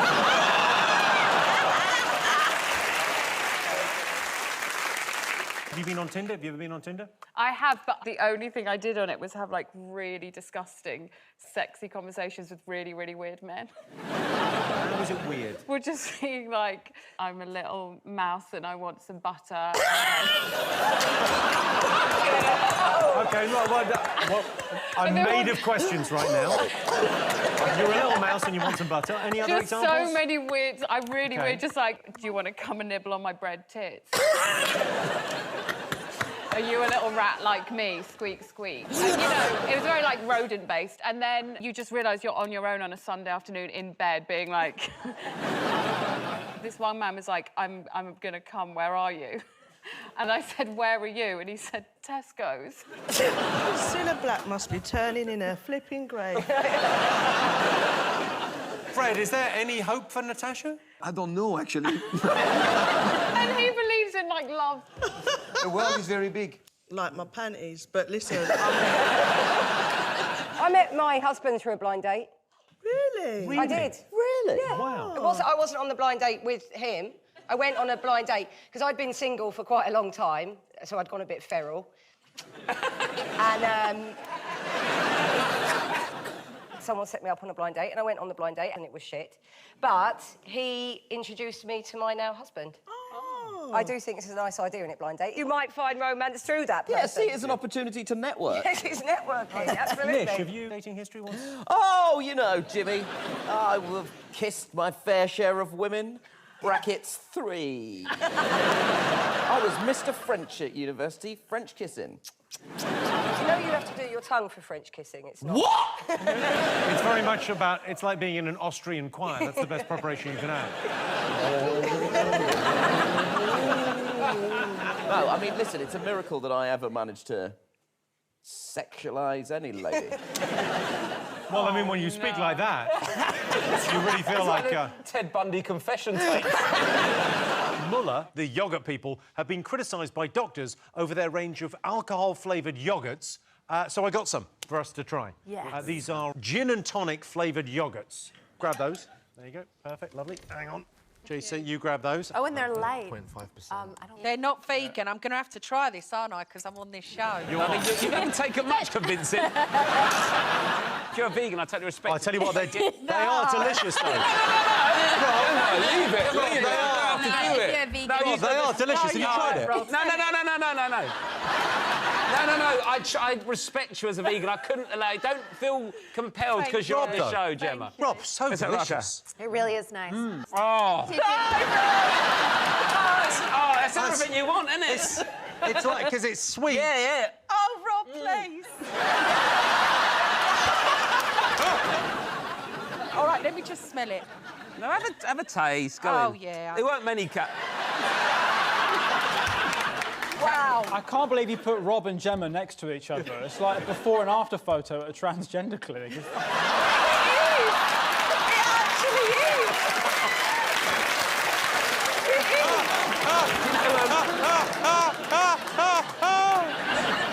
What do you think, Harriet? I don't want to be a dick, but try and be a vegan. Well done. Are you a vegan? Yes. Yeah, OK, so that's how a vegan would deal with that situation.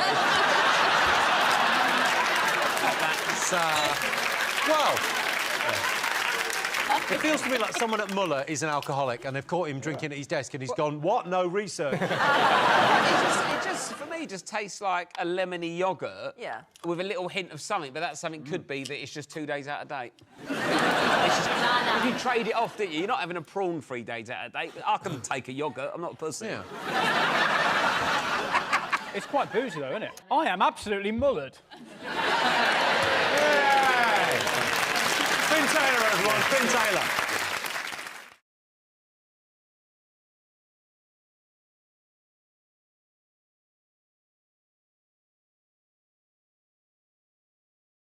Best thing about life in Britain?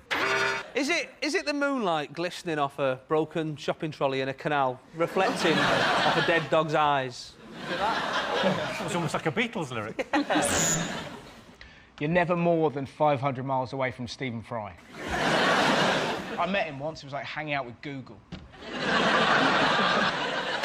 Life in Britain's just brilliant. I mean, I don't know why, but people just love it. And you sense this when people go on holiday. We tend to book holidays for 2 weeks, but then we all have this theory that, well, 10 days would have been enough, you know? So we went for 2 weeks and we had a great time. The hotel was great and it was just fantastic. But, you know, after 10 days, you just want to get back to your shit life, don't you? That's usually because you've found another British couple and they keep following you. You sort of make friends on the first 2 days and then you try and couple dump them for the rest of the time. Yeah, we'll meet you by the restaurant. Will we? Thought. OK. Is it the incredibly high standards set by the BBC? I've been away. Jodie, what do you think? What's the best thing about life in Britain? I was about to say Strictly. Yeah. Oh, how's John Sargent still in it? He can barely walk. Rich, you live here and you... Sometimes, yeah. Yeah, you live here. What do you like about it? No one says have a nice day to you, because it's not possible. Your dreams and your hopes and your optimism, all these great things that you have, and then you walk out of your house and a guy on a scaffold pees on your head. I'll give you a clue. You can display them at the dinner table. Your balls. Your Nazi silverware. Table manners. Table manners, yeah, good manners is the right answer, I'll give you that. Yes, the best thing about life in Britain is good manners, and that was a survey of contemporary Britain conducted in 1873. In a poll to find the best thing about the 80s, the Rubik's Cube came second. What came top? Top of the Pops. Dancing, Top of the Pops, Dallas. Seeing Boy George on Top of the Pops and thinking, oh, there's a career I could nick. One of the best things about the 80s is we didn't have all those let's bring back shows from the 80s shows. Shitty shows. They go, let's get them all back together again. They were just on. Best thing about the 80s? It was Karen Powell. Karen Powell? Yeah. Who was she? It's the girl I got off with. She let me do everything. Jimmy? Yes? Can you give us a clue? I can give you a bit of a clue. Yeah, it was a televisual event for most people. Oh! Live Aid! Live Aid!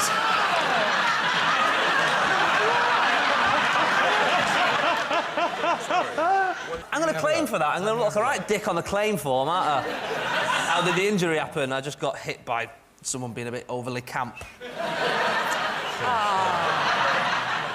You just like that skin because it's like the ball bag skin, don't you?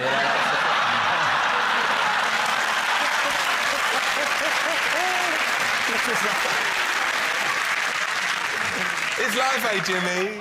That's the right answer. The right answer. Yes, in a poll to find the best thing about the 80s, Live Aid came top. Who can forget the haunting skeletal face, the dirty rags, the flies around the mouth? Bob Geldof could have had a bath. Best thing about camping? Camping, some people don't like camping. Some people see it as negative. They see it like it's a barbecue you can never escape from. It just goes on all night. Now, I quite like it. I like just wandering around the campsite with a toilet roll. Even if I'm not going to go to the toilet. People don't talk to you, they leave you alone. They go, hey, I've seen you... they go, and then they go, right, yeah. I bought my first tent this year to go to a festival. It was a 2-room tent, which sounds quite roomy, and then you get there. One of the rooms they've given you is the porch. I was going to take 2 rooms on holiday. I wouldn't choose the porch.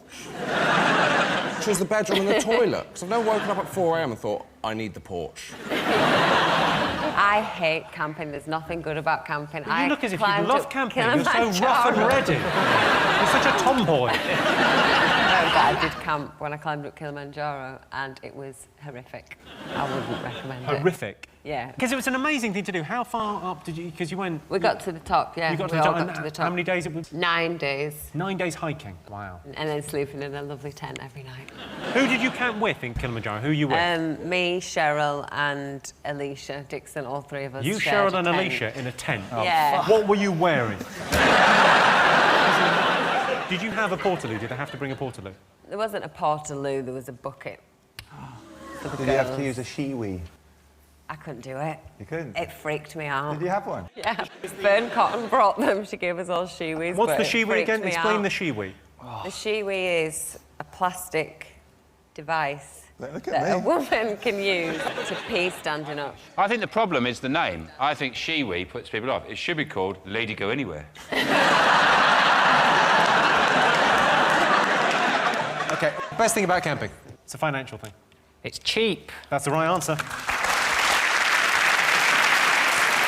I loved camping as a child. What could be more fun than lying in a field at night with just a sheet of canvas between you and your dad giving it to your mum like a steam train? In a poll to find the best thing about retirement, taking up new hobbies came second. What came first? So what's the best thing about retirement? Is it finding out what your dog does all day long?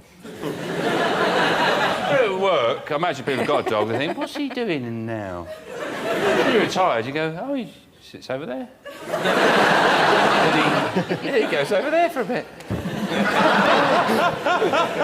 And then he goes up the stairs, pines at my bedroom door, then comes back down. I'll definitely pretend to forget my relatives. Oh, yeah, that's Don't know who you are. You might as well leave. Then carry on watching the telly. Thank God they've gone. The train journey to Switzerland.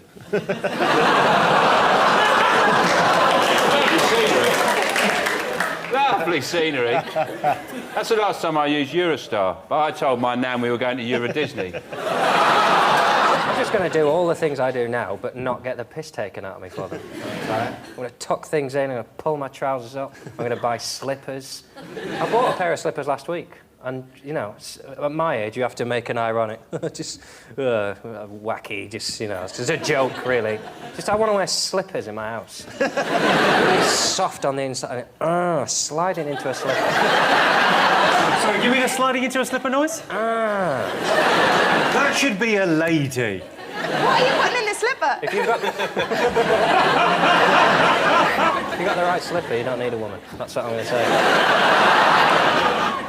I think eating. I think my gran was a big eater, just never store and not eating. You know, they love listing who's dead.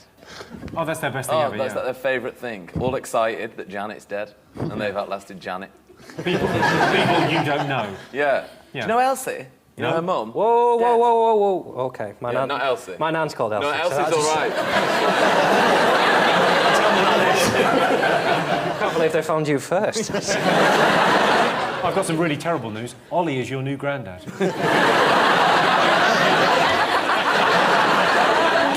Your first reaction when you found out I was your grandson was to give me a pervy wink.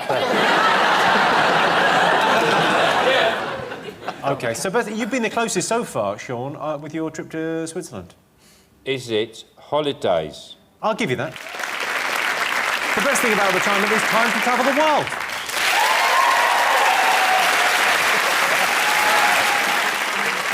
Of course, once you've retired, you can go anywhere. Down to the post office, to the bingo, to the post office, then maybe the bingo, or even the bingo, and then the post office. Best thing about the countryside? Having a nature week. You live pretty much on a farm, don't you? Is it a farm? I do live on a farm, yeah. Yeah, and it's a working farm? Works very well, thanks. Your team does this evening, John, if you don't mind me saying, look like a farmer's convention. In a good way. In a good way. It just looks as if you're all here going, well, we'd like to learn a lot more about combine harvesters this week. I think the joys of the countryside are subtle, aren't they? Cow pat. Subtle. I think it's the best.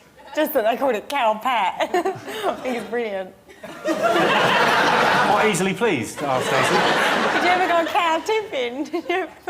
Everyone pushes over a cow and they're like... Can't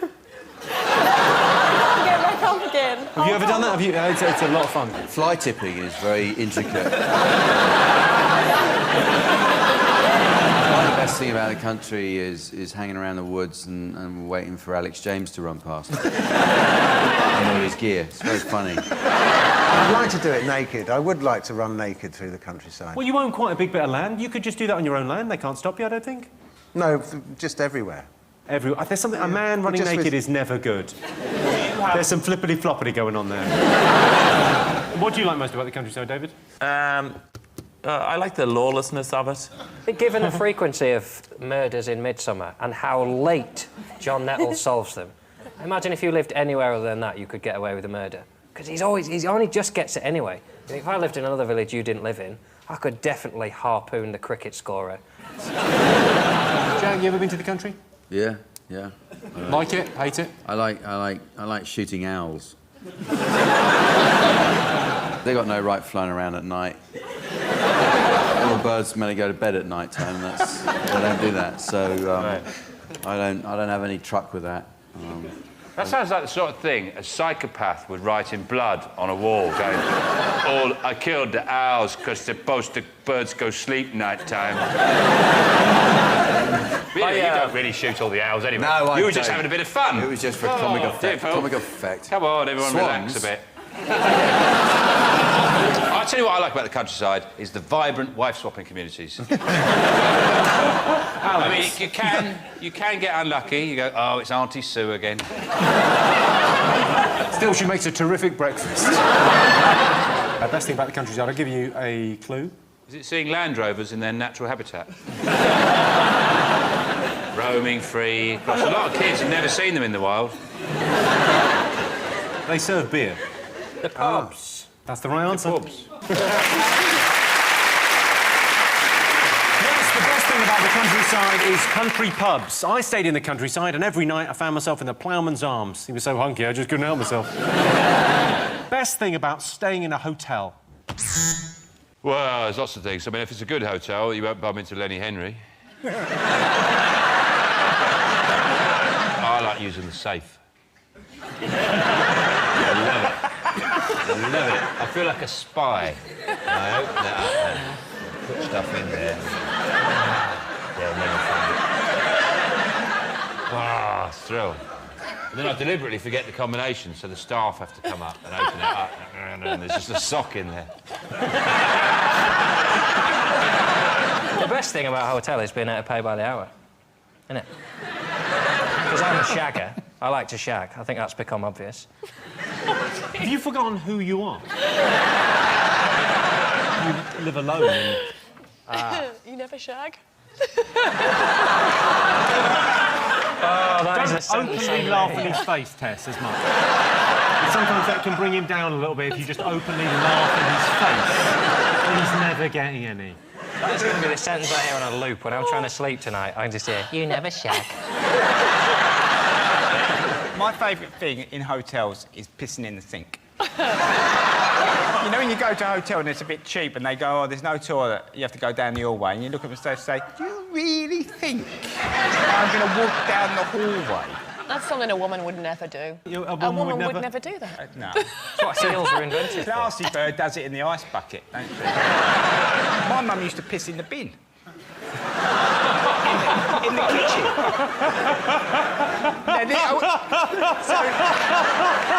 Because the house was so cold, she'd run in the kitchen and piss in the bin, right? And in the morning, I had to empty the bin. Where I was only little and I had to get the bin up and over the big bin, quite often this water would run down the house. So for years I used to think, why is all this water in the bin? And then one day I saw her in the kitchen pissing in the bin and the mystery was solved. I think the best part of staying in a hotel is that when you call the front desk, the reception, they have to pick up the phone. They can't ignore your calls, like friends you never see, or your parents, or they have to pick up the phone, and they have to listen to you tell them how rough things are and how you've chosen the wrong industry. They have to. It's their job to listen to you and hear you cry. Like, they have to. When Vernon and I got married, all our guests stayed in the hotel at the venue. Of course. The day after the wedding, we were checking out and we got a phone call from reception saying one of your guests has left a rather large hotel bill. They haven't paid their bill. They're extras. So I said, oh, OK, fair enough, they must have forgot, well, what are the extras? And they said, well, it's about £200. I said, well, what have they had? Champagne on rooms that we were... What? They said, well, actually, they've watched the entire collection of adult movies. And there's like 20 over the 2 nights. They'd had them all and a bottle of champagne while they were watching them. Seriously, I kid you not. Shall we name and shame? I can't do that. It's Bruce, I better not. Bruce. That man is an animal.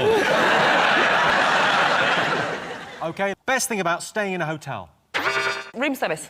The right answer.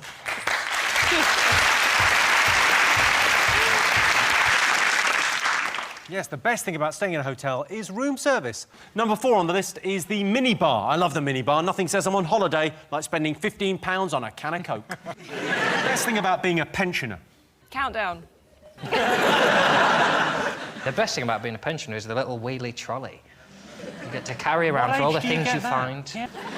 Sometimes you see like a nice fur cone, don't you, or something like that, and you've got nowhere to put it when you're a young, hip dude like what I am, but when I'm older, zip it open, I'll keep a fur cone in there. I see someone's dog I like, I'll just have that. Leave it home.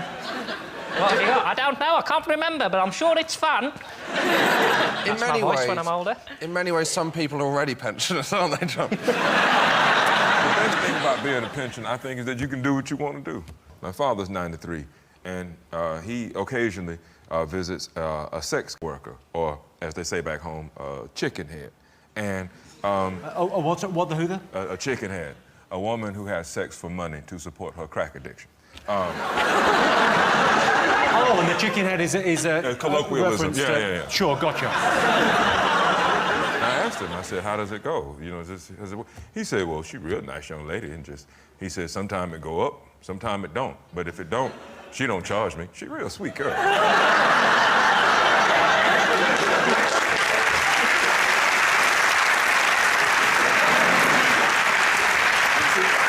Reg D. Hunter Sr., we salute you. Nice when you're older, you get to tell people they're attractive and it's not pervy. Like, old people always go, oh, aren't you pretty, aren't you bonny? And there's no weirdness, they're just... If you say it at my age, it's just weird. You go, oh, you're pretty. At your age, you're in the prime years, you are a significant sexual threat. Have you not met John? That is not a significant sexual threat. Well, he is not a significant sexual threat to you, obviously. But to somebody out there, he is a significant sexual threat. There's a sock in a drawer somewhere, quaking.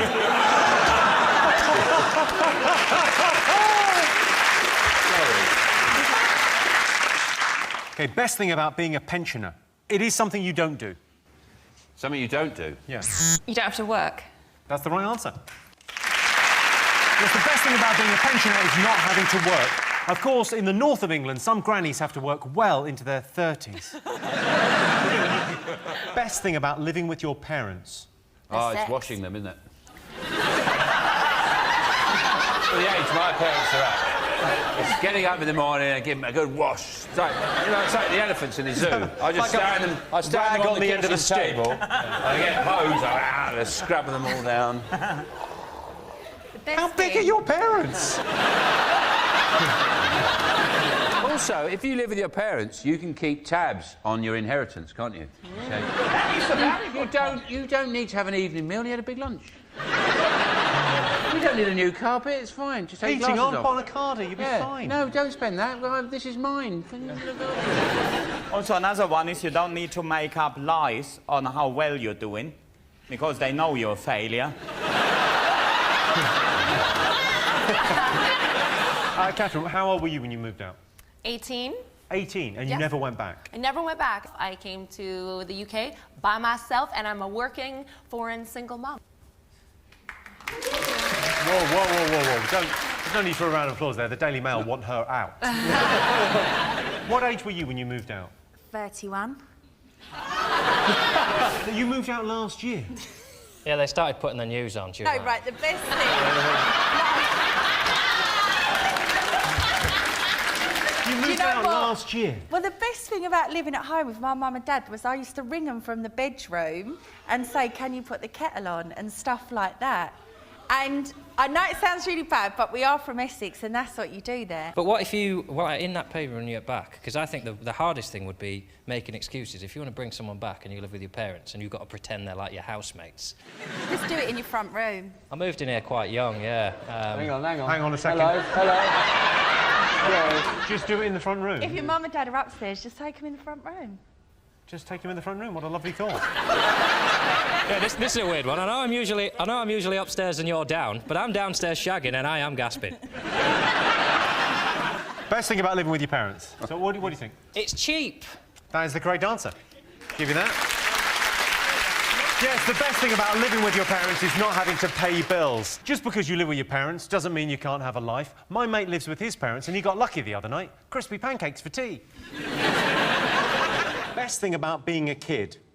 It's easy. Go on. You can shit yourself in public and no one bats an eyelid.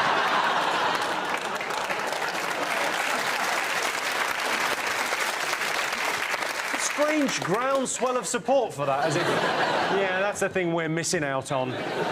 Henning's talking about shitting yourself in public, but I do think, like, as a kid, having a face-to-face chat while you have a shit is something that you did as a kid that you don't get now. Like, you have to look, you have to look at your phone, whereas when you're a little kid, somebody has to go with you. You can just have a little chin wag. Do you know what I mean?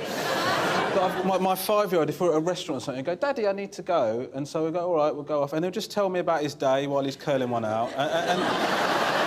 And then what he'll do, which is so... They've just got such plausible deniabilities, he'll go, oh, there's a funny smell in here, isn't there, Daddy? Well, I'm watching you take a shit. Who are you going to try and pin this on, mate?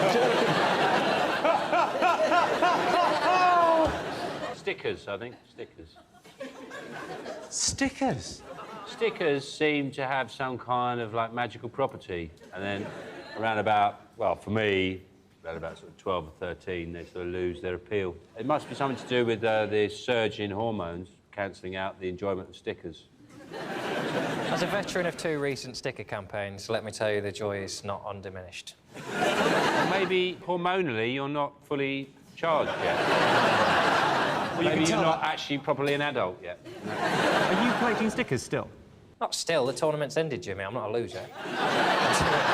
But you enjoy the process? I enjoy buying stickers and finding out if I've got any needs in my pocket. I mean, I've got needs, don't get me wrong. Rebecca, what do you think the best thing about being a kid was? I used to get away with murder when I was little. Did you murder someone? No. What did you used to get away with? So I just used to try and get my sister into trouble. I used to, like, just go into my room and, like, slap my arm really, really hard and then go, Mum, Laura's hit me, so she would get told off. And you haven't seen Laura since you went into care, have you? Henning, what were you like as a child? No, what was I like? Well, I was a lot smaller than I'm now. And then I grew into my current dimensions. And that was mainly all I did when I was little. Well, that's the first chapter of the book finished. Henry, what do you think the best thing is about being a kid? Being worry-free. That you have, you're not sure yet about all of the things that we worry about as adults. Gaza and ISIS and Ebola and... Henning. Yeah, they're the 4 big ones. They're the 4 things I worry about. John, best thing about being a kid? Not getting stiff. That was the best thing about being a kid.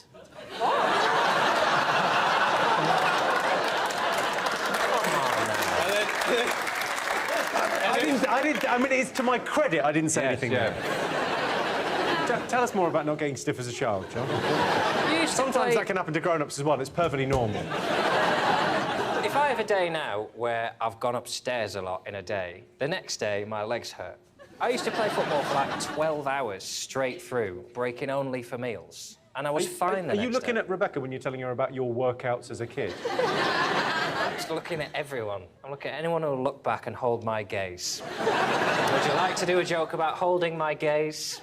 I shouldn't have brought them with me. You never go hungry when you're a kid, do you? Because you can always dine from the head buffet.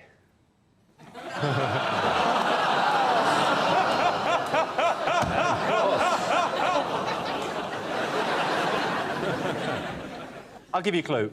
It might involve cake. Eating cake. Going out to candles on the birthday cake. Birthday parties. It's the right answer.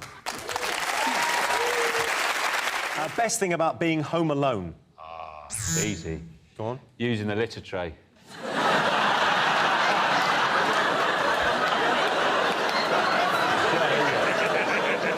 You don't have to go upstairs.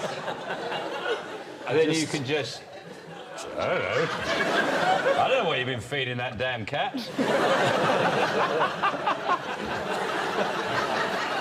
You kick it about a bit and you cover it and you just... Sean, there's a load of toffee wrappers in the cat litter tray.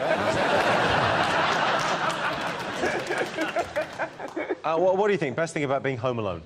When you just get all nice and relaxed and your brain says, don't want to scare you, but do you think we're going to get killed here tonight? You live with other people, right? Do you ever get the flat to yourself? Yeah, and I shit myself. In the cat litter tray?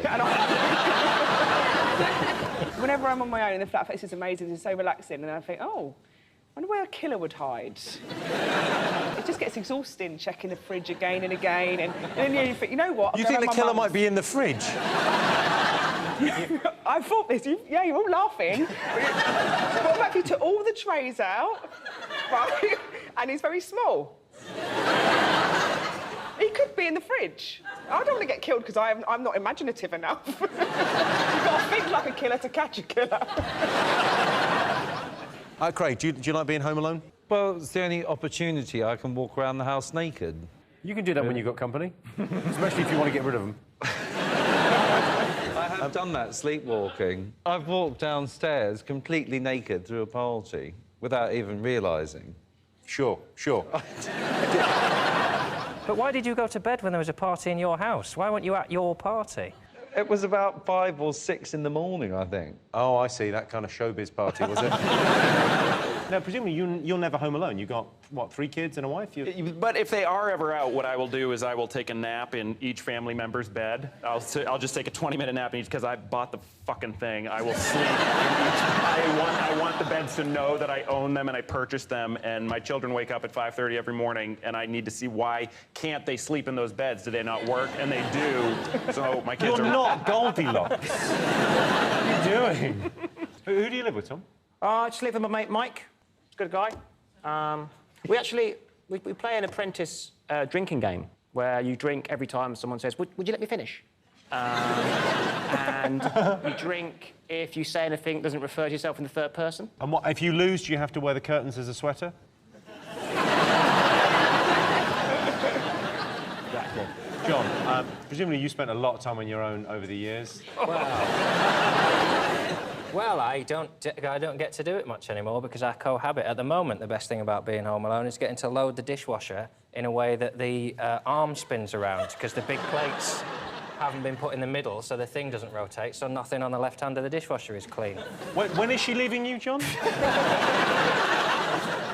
When my wife sees this, she's going to leave me for you. Well, if you learn to angle the plates, or just accept that the big plates have to be washed, and if you want to clean the skewers, then put them lying flat on the top shelf. You're turning me on. The thing is, John, why would anyone ignore that advice? You shouldn't need to say that twice, should you? Thank you. Amen.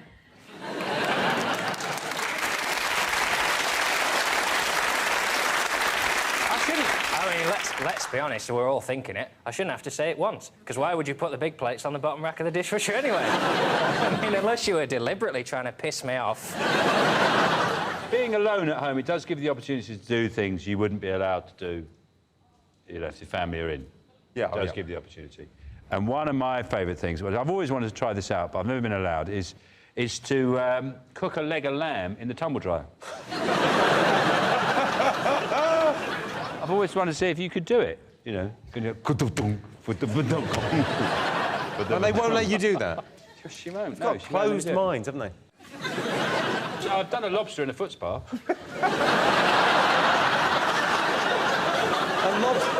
To be honest, it's the best use for a foot spa. OK, best thing about being home alone? I like being able to choose, you know, what to watch on the television. Yes. That is the right answer. Personally, I think the best thing about being home alone is being able to sit around all day in her underwear. Your underwear. My underwear. Best thing about having the house to yourself? Oh. Tom. I like to try on my housemate's clothes, which is awkward because I live with my mum and dad. Do you really still live with your mum and dad? Jimmy, yes, I do. He does! The housing market is very volatile at the moment. There was a time when it was very difficult to buy. Now it's too risky. We don't know what's going to happen with Brexit. What do you think? What do you like to do if you've got the house to yourself? Maya, what do you think? Walking around the house naked. Oh, they love that, Like don't just they? being naked and free. I never do that because there are mirrors in my house and it's depressing. Jimmy, you're a vampire. Don't be ridiculous. There's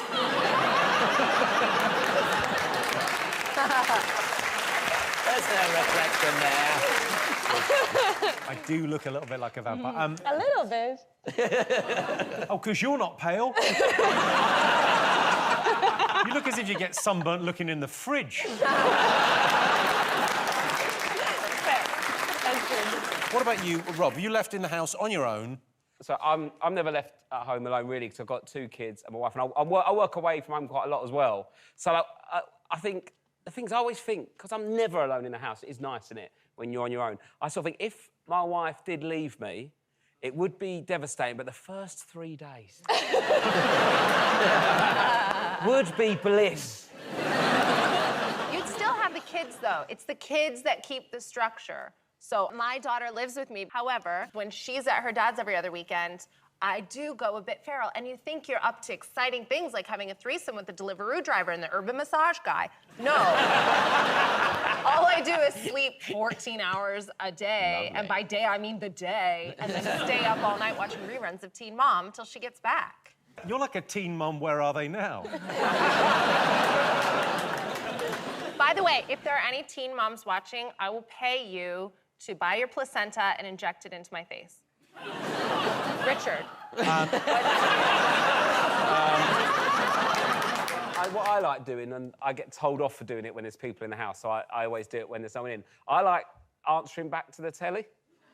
I do that a lot. So, like, you know when it's like Homes Under the Hammer, and then I leave it on, you can hear them going, well, we did tell you it was a bit of a risk. Let's see how it gets on auction. Well, yeah, you did tell us, didn't you, smarmy bastard?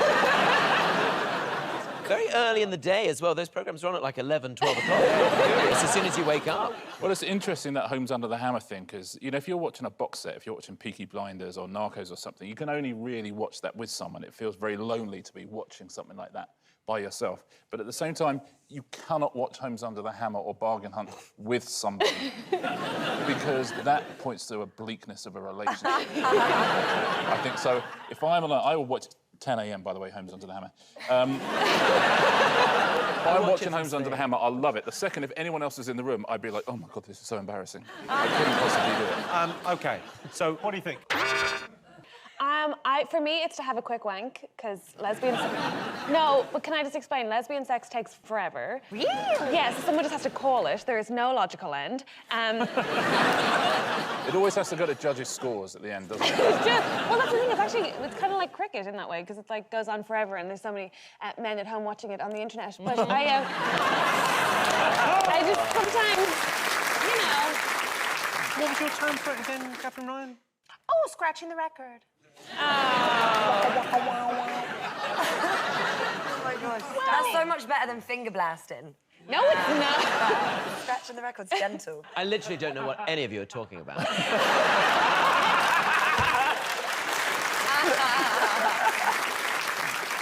OK, so let's get some answers on this. Best thing about having the house to yourself. What do you think? What are people... I think, Rich, you were pretty close earlier. Watching TV?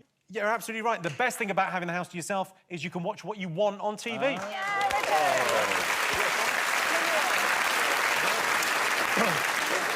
Yes, the best thing about having the house to yourself is you can watch what you want on TV. My nana's always home alone, or at least she was the last time I checked, but she was sleeping at the bottom of the stairs, so I thought, better not wake her up. Best thing about being single? Is that what we have to do? Buzz in. What, when you're single? Yeah, I'd say so. Thank you.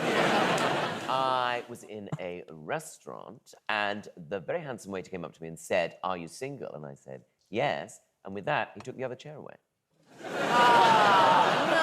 Tom. Oh. No, you can now self-partner. This is It's the what new Emma thing. Watson said, right? Yeah, Emma Watson said, I'm going to self-partner. Yeah. And you can't really do that when you're married, like in the shower if you're quick. Yeah. Does self-partnering's an unfortunate phrase, because I know what she means. She's going, I'm enough, I don't need to be in a relationship, but it sounds like she's fiddling around in a chamber of secrets, doesn't it? I was going to say, sometimes I walk down the street and, I'll see a couple, and they'll be wearing the same coat, and I'll think to myself, well, it would be nice to have somebody to hate that with. I completely get what you mean. Are you single? I'm currently single and I hate it. Do you? I do hate it, but I love to sleep like a giant X in my bed. You can't do that with someone else. Wouldn't it be amazing if at the end of this show, Sophie and Tom got together? Yeah. You never know, right? That would be so great, girl. To be honest, if I was going to marry a woman, it probably would be somebody who's like a German heiress. I think you should consider it, Sophie. A gay husband would be fab. I think that would be fucking amazing. Thank you. I think that's the secret to happiness. So, best thing about being single? Is it having more time to spend in your hobbies? Hobbies. Related to that, having more sex time. with lots of other people. Which is also one of my hobbies. Have you ever applied for a regular job with the hobbies and interests? Well, I'll tell you what I like. I like fucking! Do you know what I miss about being single is that when you're single, I alone would decide if there's a chill in the room. And not sit there in football shorts sweating as the heating got turned up again. The great innovation in our relationship was the duvet, where you can get different togs on different sides. That's what saved us. Hey, isn't there a European thing where each side has a different duvet? In Germany, we have separate duvets. I think that's the future. So efficient. I was like, what is this? One giant... I don't want to share that. No, right? I think the secret is a king-size bed. I've got a super king. Definitely. So I can barely hear her breathe. Is it not very uncomfortable sleeping next to somebody all the time? Does it not get on your nerves? Yeah, I hate it. Why? Because if you do sleep in another room, it makes you look weird. And also, if you creep in for sex, it's like a weird prostitute that lives next door to your house. Richie, you're in a The worst thing about being a couple is you have to go out with other couples. Like, if it's just you just go out with your friends. You literally choose whoever you want to go out with. And in a couple, you have to... There's, like, this sort of one-step removed thing where you find yourself on an evening, not only with someone who's not really your friend, but is your partner's friend, but then also the husband of the person who's friends with your partner. Yeah. And that can be awful. And you're aware they're going to be watching this? Jimmy, a certain type of guy knows, right? A certain type of guy, he knows he's boring. He knows he's there because of his wife. I get on really well with Rob's wife. I don't know what you want from me. She is delightful, isn't she? But that house, so cold. I'll tell you what, though, nice duvet. Lovely duvet. It's also good to be in a relationship with somebody who's good at pretending to be ill, so you can leave quite early. That's because I'm quite bad at pretending to be ill. But if you're with someone who's good at faking illness, you can literally leave at 9 o'clock if you want to. So you just want like a Munchausen's girlfriend. Munchausen's girlfriend. To bring around. .com. It's like, I think I have cancer again. Let's go. OK, so what's the best thing about being single? What do you think? Genuine guesses. Is it the amount of space you've got on your phone? Because you don't have to take 5,000 pictures of your partner with food. Yeah. Is it blowjobs are still a possibility? Or you don't have to hear their annoying snoring noises, sorry. Yeah, snoring. Snoring noise. Snoring. No, they make me so murdery. I want to kill everyone that snores. They make me so murdery. Oh, I should stop it. I'm a little bit murdery. My favourite German word is Schatzi. Means treasure, right? Yes, exactly. Schatzi, danke, Schatzi. Bitte, Schatzelein. Schatzi means treasure. Say, I'm feeling a bit murdery, Schatzi. I'm feeling a bit murdery, Schatzi. Or if you want to get out and go into a party, I'm so sorry, I've done a little Schatzi. You're quite fit, when you do that. I quite like it. Yeah. I'm feeling weirdly drawn to you right now. So. Stop it, you, danke. I think I might be gay in German. My issue is I can't do a German accent without sounding a little bit like, oh, I'm feeling a little bit murderer. Perhaps that's what started it all. Perhaps none of them could.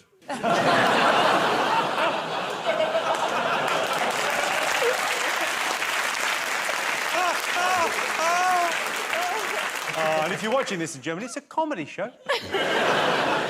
Where would we be without a sense of humour? Germany.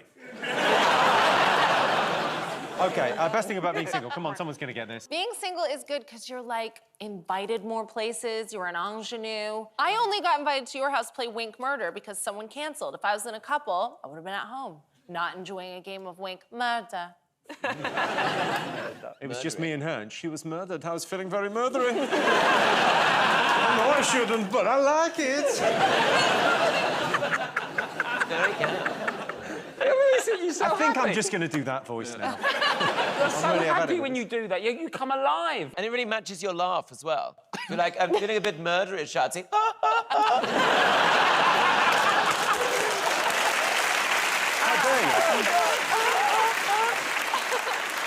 Sophie, what do you think? General freedom, liberty. Right answer. Freedom. No.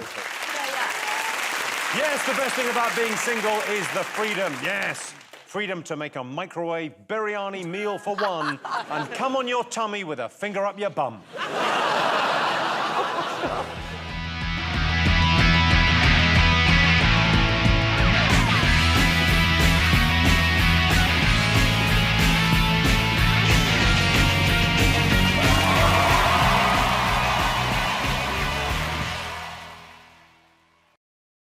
What are the weird, strange things that people are interested in? What do you think? UFOs. UFOs. Yes. I think he's saying UFOs. UFO. Here we go, straight away. UFO, well, the unidentified flying object. I've always thought unidentified flying... As soon as they identify it, then it's just a flying object. And then if it lands, it's just an O. No, you believe in UFOs, don't you? Yeah, I do, yeah, I've seen them. You've seen them? What did you see when you saw them? Well, I see a fucking UFO, didn't I?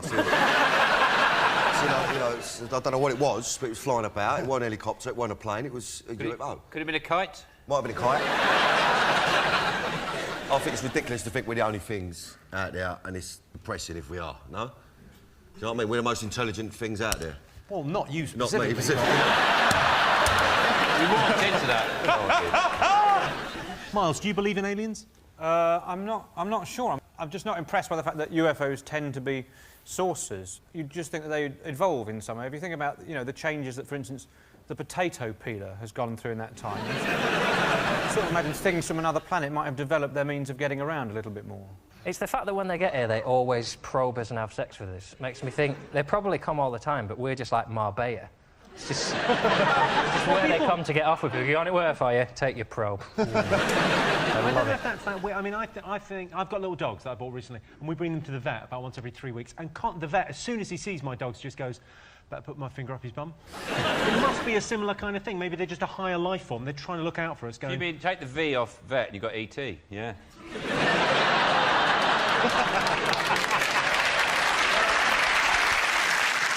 If aliens do land, I'd quite like to be the person that greets them off the spaceship.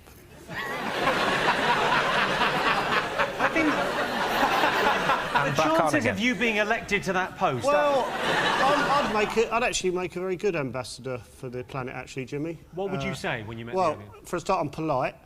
I know. I'd lay on a buffet. And my mum's got a car, so if they need driving about, happy to do it. You do have the look of someone who's been abducted. They usually Yeah. they go for your type. No one believes us. Well, that's the thing I was thinking is if you had been abducted, you can't prove it, can you? No, I can't. You can only say you've been abducted. Have you had people on the One Show about? You must have covered We UFOs. have, yeah. I mean, Olivia Newton-John swears that she's seen a UFO. Case closed. But so, hang on, no. So has Peter Andre and Katie Price. Danny, you went to America and you properly went in and saw footage of these. I went and see a geezer called Stan Romanek. Right. Who's been abducted since he was a kid. I sound like such a prick talking about this now. No, it's interesting. It's interesting stuff. Listen, So- and he's been abducted since he was a kid, and he showed me some mad shit. All right. What did he show you? Because I saw the documentary. He showed me an alien poking his head through a window.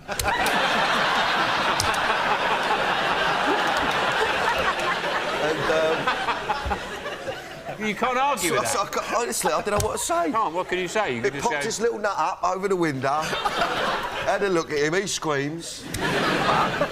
He showed me another one. But what was the other one? The other one was in his kitchen. This one, it's got in. And you see its fingers come around the door frame, right long fingers. Right. They could come around, and then it's got a massive nut. This one, it's big, bigger than the other one. Right. And then what? Did it say anything? Did it have a message? No, it didn't say fuck all. Just looked at him. And you know, I'm gonna fuck off home. I think. John Steve, what else have the nation been talking about this week? Surely the Pope. Surely the Pope. This is a huge story, isn't it? Well, the Pope sort of woke up on Monday and thought, oh, God, I'll go to work.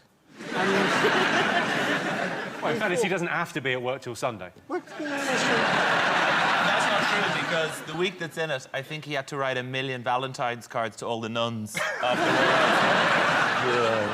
God was not happy at all about this, was he? No, did you see the lightning bolt? So this is a picture of the Vatican 12 hours after the Pope resigned. If the church had any sense, they would have a news story after that saying there was a nun in there doing some paperwork and she's pregnant now. Why do the popes always start old? Well, they're talking about the Ghanaian Cardinal Peter Turkson being the next Pope. That's him with Chris Hume now. You can see Chris Hume's asking him to take a few points for him. What I want to know is, if we're going to have a black Pope, when are we going to have a black Queen?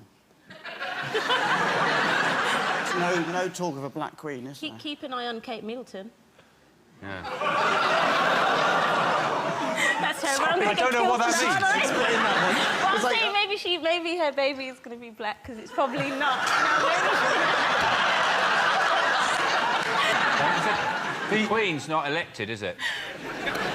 No, that's a serious answer. Yeah, but that's what makes it weird, that people choose the Pope. Shouldn't it be someone who something magical has happened to? You know, like you got Jesus, like he was the guy, because, you know, you knew... No, I'm just saying, you know that he was chosen by God because he'd done, you know, he'd done magic things. It should more, you know... So you think, what, Paul Daniels? Who are you?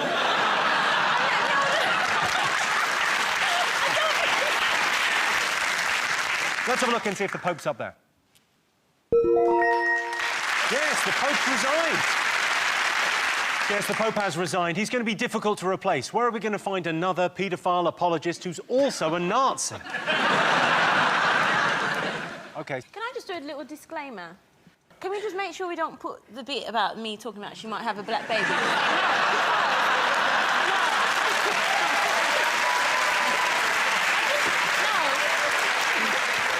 I'm really scared of the royal family. Are you genuinely scared of the royal family? I'm just scared that they can kill you, they can organise. Once a decade, they do one of their own. They don't go outside the family. If Kate Middleton has a white baby, they'll just ignore you. If she has a black baby, they'll have their own problems to deal with.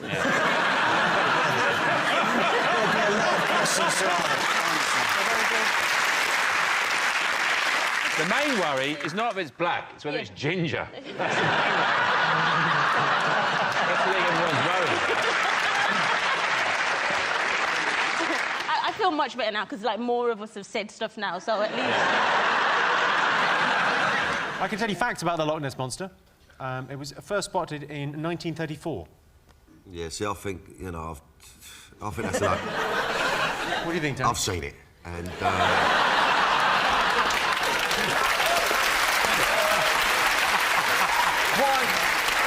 What I want to know was, what was Nessie doing in the East End? I went up there, you know. She's fucking off. Look, where's she going? There's nobody there, Danny.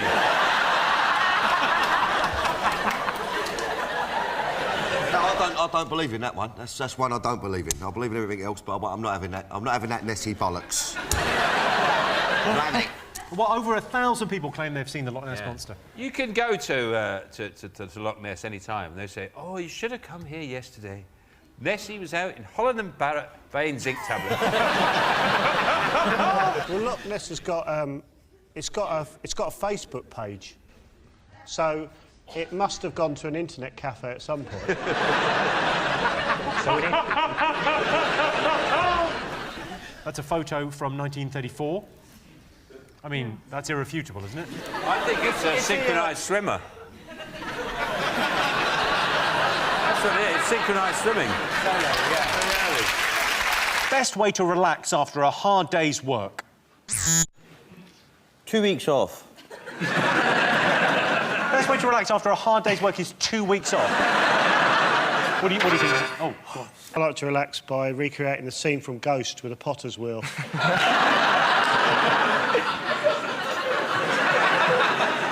Where you're... well, because I do it with my flatmate Mark, because he looks a bit like Whoopi Goldberg. It's extraordinary. OK, so, Nancy, how do you relax of an evening after a hard day's work? Well, I will have a hot bath with a drink, and then have a very deep tissue massage. Jesus. I think I prefer yours. Well, definitely, you prefer mine. Who's the masseuse? Who's... Well, I don't have to tell on TV, but I have a few. Oh, that kind of massage, I see. No. What sort of tissues do you use? Deep tissues. Deep tissues. Deep tissues. Deep tissues. Is your bath one of the ones that you get in the side and it fills up when you're in there? I had a bath the other day where I had, with the technology, I have my iPad on the toilet with the lid down, obviously I'm not an idiot. And you put a film on your iPad, and I had cheese and biscuits and a glass of wine, and it was one of the happiest moments of my life. Then I finished the cheese and biscuits, and I thought, I'll just watch this downstairs on telly. I like to go down to the sauna and apologise for my conduct of the previous evening. So, you shouldn't really come here when I'm drunk and force you to open up. I'm sorry about that last night. Well, apology accepted. Yes. Greg, how do you relax after training? If it's been like a jump session or something, then I have to sort of get the sand out of bits of my body, which is... Deep tissue. Deep tissue. How are you normally doing the jump? Have you thought of wearing shorts? You'd have thought they'd have invented a bit of substance now, like a really thick custard or something. So you sort of slide into it and it leaves a groove, but you can just wash the custard off afterwards. I mean, it's sandblast. They do the sandblast things that they have instead of getting a bath. Just get one of those high-powered hoses. They burn paint off walls. Right. OK, so best way to relax after a hard day's work? I like to hang around by bottle banks. Or I dress up as a knight. Sorry, you dress up? Dress up as a knight, full armour, then put a film on. A night in? Because that's what they would have done.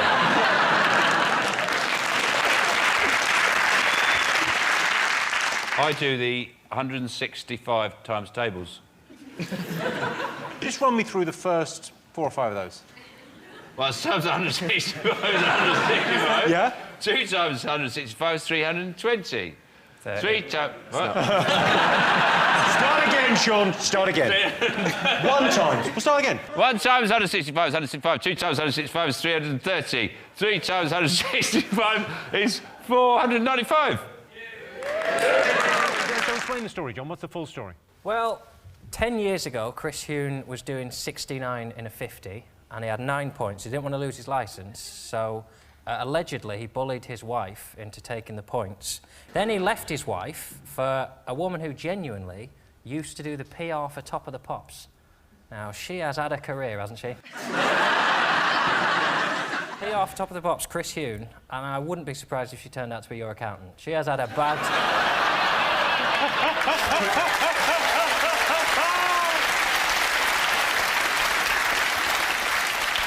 But the thing is, he basically said to his wife, take these points, and she took them at the time, and then she found out he'd been cheating on her, so she went to a newspaper and said, I've got this story, do you think I'll get into trouble? Didn't she buy a wire off the internet, a recording device, and recorded him confessing in order to sell it to the paper? She tried. That's devious. But the mistake he's made is that he hasn't married someone. You can only do that if you marry someone who looks like you. So Brian May and Anita Dobson, they do it all the time. He drives like a nutter, pest, and then he says, it was Anita that was driving. Marry someone who looks like you. Terrible sex life, obviously. Oh, I don't know. My favourite thing about all of it is the texts from his son, which, when you read them, are just staggering. The one on Christmas Day is pretty much like, hope you have a great Christmas, love you, Dad. Well, I hate you, so fuck off. There was another exchange which I think is even better. This is Chris Huhn saying to his son, Peter, I do hope your exams are going OK, despite everything over the last few weeks. Thinking of you, love you, Dad. P.S. It's Grandad's birthday today. And then his son texts back, don't text me, you fat piece of shit. That mouthy son of his, he better hope he doesn't get put in prison, because he's going to come out all hardened, isn't he? Oh, yeah. yeah. Yeah, remember them fucking texts you sent me? Who's a fat bastard now, you fucking muppet? Wow. Kean, would you take points for your partner? Your partner said Yeah. Yeah. Why wouldn't you? Well, that seems like a very honest answer. I mean, first of all, you know, I'm not divorced, and you know, my son doesn't think I'm a prick. So, them two things put together, you know, I would like to think that as a family we would stick together. You like to think you'd get away with it? I do that. I take points for my wife, yeah. She drives like a lunatic. I bet his wife is spitting. Now, the other thing about it, does he deserve to go to jail? Because his crime is he did 69 miles in a 50 zone and he's going to jail. He has played that very, very badly. Yeah. He's a div, though, because, you know, I mean, a whole political career down the toilet for 3 points is one thing, but he's besmirched the good name of politicians.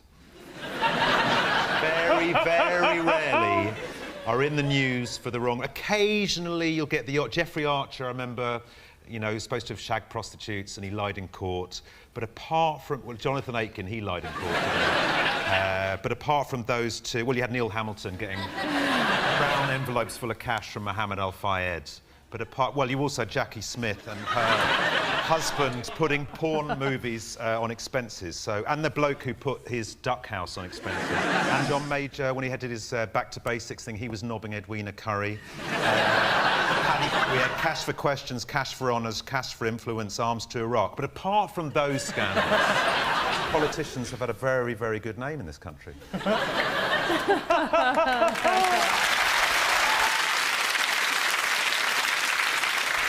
Well, I can tell you that Chris Huhn is not in our top 3, but Chris Huhn's girlfriend is bisexual, just like he'll be by the time he comes out of prison. Danny, I'm not going to ask. I'm not going to ask whether you've seen a ghost. I'm merely... I have seen one. Well, I'm not going to ask, Danny, because I'm just going to show this. It's basically this long alleyway with a big wall outside and a big fence outside, right? This was about 3 bells in the morning. Jumped over, me and my pal, walking along, a bit paranoid, and we saw someone walking towards us. And we thought, well, I don't want to bring it on top, turn around and go the other way. We'll just keep walking, you know what I mean? Kept walking, getting closer, nut down, didn't really want to look. As he's got closer, it was a monk. A monk with all the gear on and all that. It was a mad bit, so I didn't really pipe that much, you know what I mean? I thought, yeah, all right, sweet, he looks like a bit of a fat. If we have it on our toes, we'll be able to get away with him. So anyways, walked past this monk, and no word of a lie, I'd say 10 seconds later, we looked round, the was gone. There was an old monastery round there, we later found out, right? Now, I wish now, looking back on it, I'd have had a right pipe at his boat. Because it was obviously a ghost. I wish I'd have studied the a bit more and just took it in more.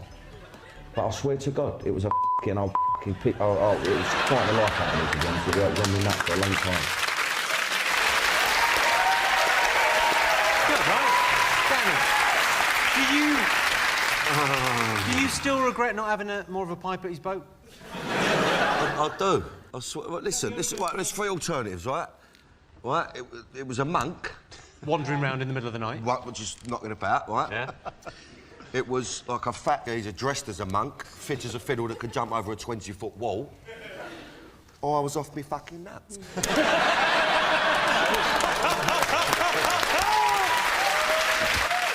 I like the look of that young man there. You have chosen Cian Egan. I just always, when I say your name, I feel like I'm saying Kevin Keegan, but I've had a stroke. Here's your question. Most people would rather be in a band than a solo singer. True or false? I'd like to be in Little Mix. I'd like to be like the one and go, what's he doing in Little Mix? But no, but they get a new member, then Little Mix have announced they've got a new member, and it's me. What would you... I reckon most people prefer to be in a band. Because you got friends around you. Yeah, it's like, you know, the whole idea of being in a band, you know. It's a bit cooler than I'm a singer on my own. A bit cooler? You know you were in Westlife, right? Yes, I know I was in Westlife. Can you name all the other members? Did you know each other growing up, all of you guys? Yeah, we did, yeah. We went to school together. That's proper band then, right?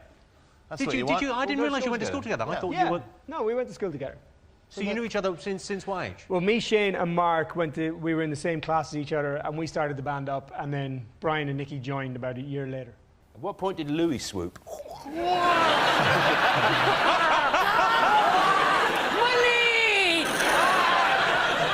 Very early. So are you a solo artist now? No, I'm not a solo artist. I was a member of a boy band for 15 years. 15 years. And your voice is just broken. It's just breaking. It's only happened in 10 years. Had to leave. They threw you out. Okay. What about you, Stephen? Would you rather be in a band? What would you do? I was in a band at school, yeah. You were in a band at school. What were they called? They were called Aragon. Oh, they're already my favourite band. We went through a lot of names. We were Zenith for a while, but then we realised there was a double glazing firm called Zenith. We recorded an album, The Wizard's Dream. The Wizard's Dream? Why not The Wizard's Sleeve? Is this true? Is this Yeah, absolutely it's all true. But why do you think you didn't make it? Because we were ahead of our time, Sean. Right. And behind our time. There was no time that we would have fitted in at all. John, any musical aspirations? Would you ever... The only band I would like to be in is the Proclaimers. Why the Proclaimers? Why would you want to be... Why would you not want to be in the Proclaimers? There's a song that just ends with 5 minutes of them both screaming the word Gene. Gene! That's it. And they're in a band and they do that, and they're so cool. But they hate the English so much. It's a real barrier. I'd have to pretend from the beginning to be a brother that they didn't know about.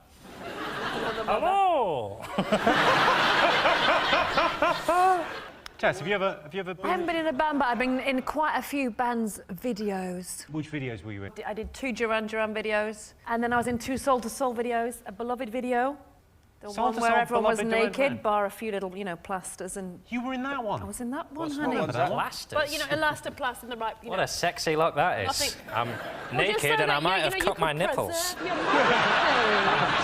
I'm in an Elton John video. He keeps it at home. Sure. Why not? I've only got one song on my iPod, which is Rock Around the Clock. And I have it on shuffle. So 1, 2, 3 o'clock, 4 o'clock, 5, 6, 7 o'clock, 8 o'clock, it finishes. 1, 2, 3, 4 o'clock. Just for hours on end Happy driving. days. Drives my wife It answers a mental. lot of questions, though. That's why she drives like that.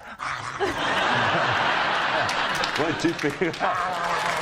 Over and over again.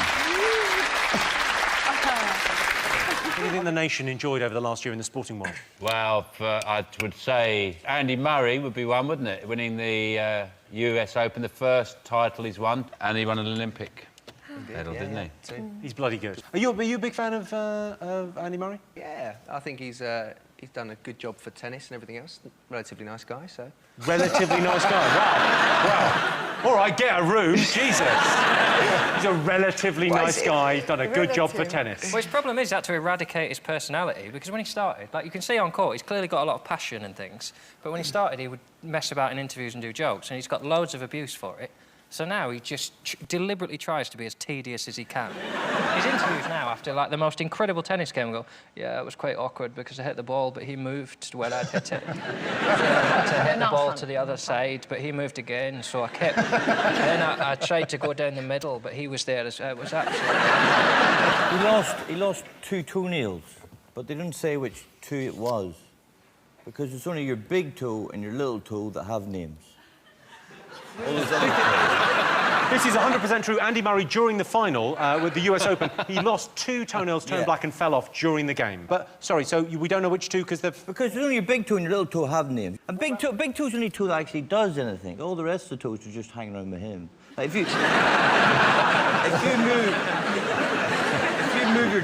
move your toes up and down. OK, all right, yeah, I'm doing it. I know, everybody's doing it. I'm doing my big toe now. But the big toe's the only one that actually goes up and down. All the rest of them are just going, what's going on? My little toe's in a real bad way. It's rolled right over. But you don't get this on the commentary, do you? You never get a commentator going, and I imagine Andy Murray's toes are going black.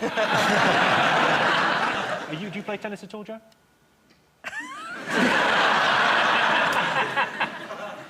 No. No.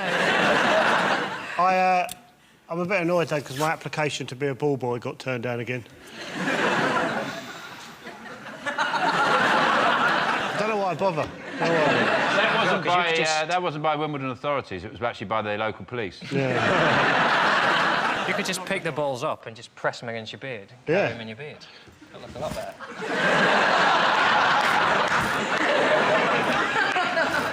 See, I could do it.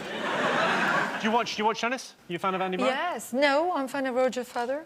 I do like Andy Murray, but I have a crush on Roger. You've got a crush on Roger Federer? Yes. Well, if you would like, you know, someone that looks a little bit like his special needs younger brother... Well, that's what I said. Look no further, my friend. You look like Federer if he stood in front of that ball cannon. Just went... What are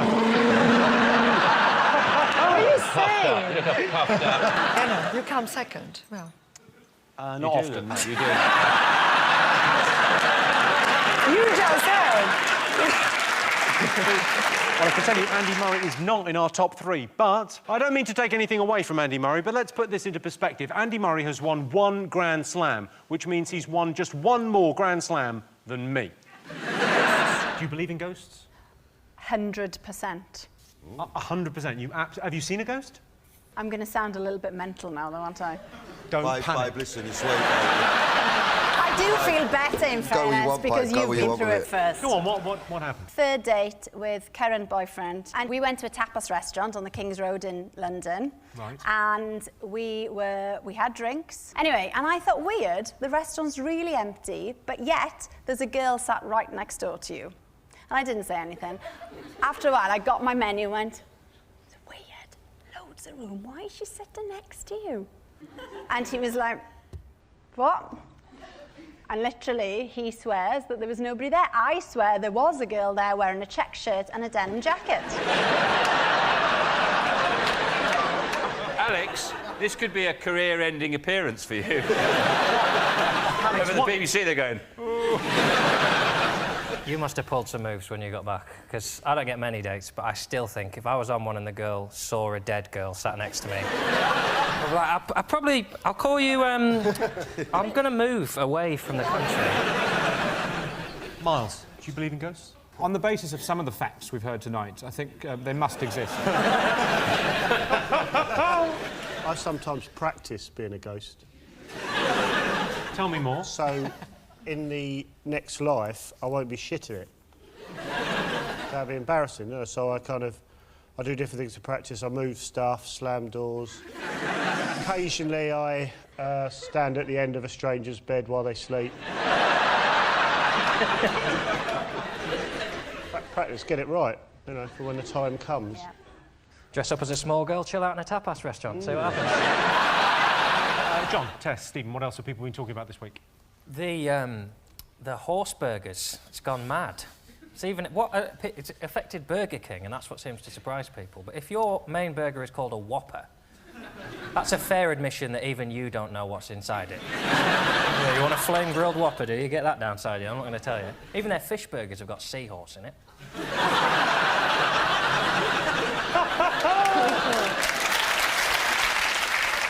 I don't understand the fuss. I really don't. We eat cows, pigs, chickens. Yeah. Everyone's known for years that sausages are basically lips and labia and toenails. What's wrong with a bit of horse? Didn't a French company who made a lot of these meals, though, these packaged meals with the horse meat in it, they said they've defended themselves by saying there's no taboo about eating horse in France. The point, they missed the point because the fact is we didn't know there was horse meat in it, so we didn't have the choice. It's better now it's a French company. Isn't there a company called, like, Gel Pack or something that sounds Commie rank? Gel. Yeah, that sounds rank anyway. But the first few companies were all called, like, O'Cuddleton's Orchard and things like that. It sounded like one little farmer who's got, I've got a few things, and sometimes one dies a bit and I'll put it in a burger. Apparently Finder's beef lasagnas were 100% horse. Yes! 100%. 100%, so what, not even any pasta? That's terrible. Sure, you need some cheese for it to be a lasagna. It was layers of horse on top of horse, with sprinkled horse on top of that. So would you eat horse? I don't see why not. Yeah. I mean, I'm not a fussy eater. That's a lovely way, but I'm not a fussy eater. This Christmas, instead of a turkey, we had a horse. We had a horse, and on the table there, with all the trimmings. All the trimmings. Yeah. You took on quite a lot when you said, I'll have a leg. You know, it's lovely, lovely horse. Massive giblets. We had a donkey inside it. We had a donkey inside it. And inside the donkey, what? We had a koala. Koala. What I want to know is, what are the cows doing that were meant to be in the burgers? Where are they hiding? Have they sneaked off somewhere? They've like not gone into work. There's a couple down here, actually. And now they're all hiding, disguised somewhere. Are they like the French Resistance? Are they living in people's houses? A very good thing will come out of all this, that people in general, whatever you eat, even if you eat, like, corn, you still don't know what's in it. People are far too trusting of packaging. We just buy something. Tesco packaging might as well just say on it, close your eyes, open your mouth, Tesco, go and give you... Even no idea, just eat this shit. It's brown, it's meaty. What's the end of that phrase? Close your... It's open your mouth, close your eyes. Tesco gonna give you a good surprise. John's team, what do you think the nation would be talking about? The snow. Oh. Gemma, straight in there. Well, because it was like really changed all the colour of the country and stuff.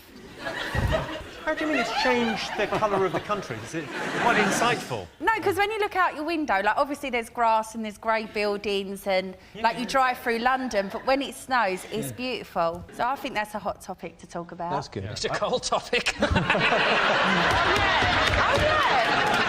First reason why John doesn't have a girlfriend, that is.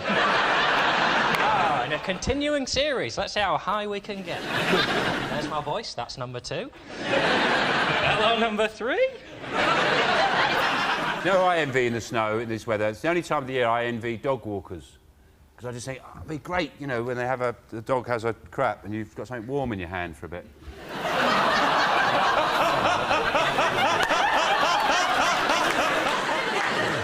Have a look at this car. This is a driver that basically... He cleared his windscreen. How could he possibly have an accident when he's prepared that thoroughly? That's not a cleared windscreen, that's a glory hole. I've seen holes like that in Louis Walsh's dressing room wall. Do you know what I did to de-ice my car? I'd boil like 3 kettles, and then when they were hot, just chuck one over it. That can crack the window screen, though. Excellent intervention from Gemma Collins, yeah? Why? Because you're putting boiling hot water on cold, so it can crack. I can't believe we're getting science. Yeah. I'm really impressed. We're doing a bit of science together. So hot water on cold, don't do it. Yeah, because it will crack and shatter and it could be dangerous. Because it expands too quickly, isn't it? Yeah. It was very busy. It was very busy, though. A friend of mine works in a puffer jacket factory. And he said they just can't kill the geese fast enough. He said, we're in there just... So they're just chucking grenades in there now. Richard, you obviously think the snow is very dangerous because you're on a news radio channel. And the news reports often say things like, they always say, only take an essential journey, don't take any non-essential journeys.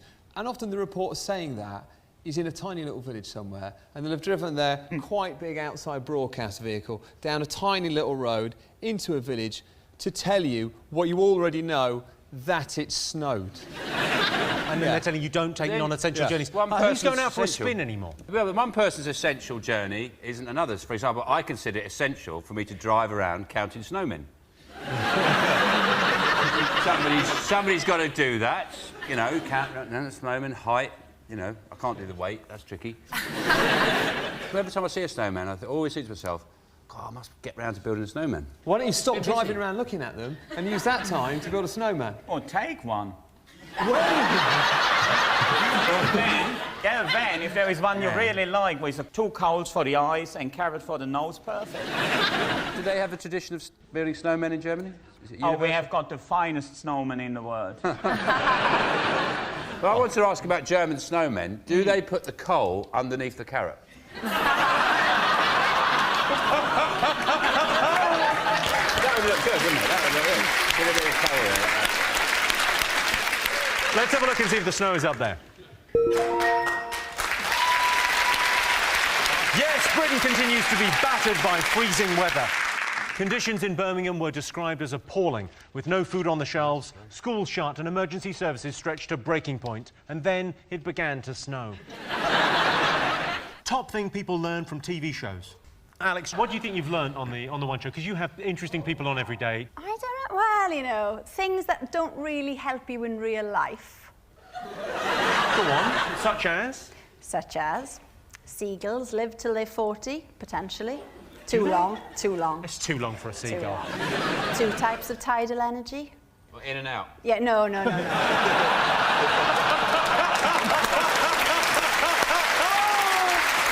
funny.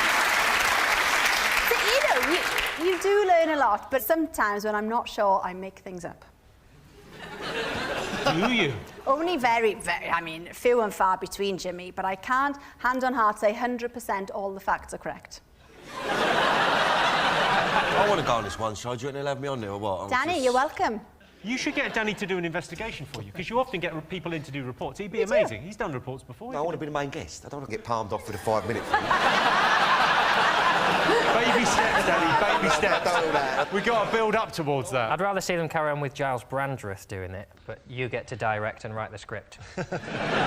Giles Brandreth having to say, now, I've come here to try on these cardigans, but she's fucking mugging me off. Miles, have you learnt anything from TV? Yeah, from television I've learnt the ease with which Postman Pat can be distracted from his round has dire implications for the overall efficiency of the Royal Mail. It's a worrying trend.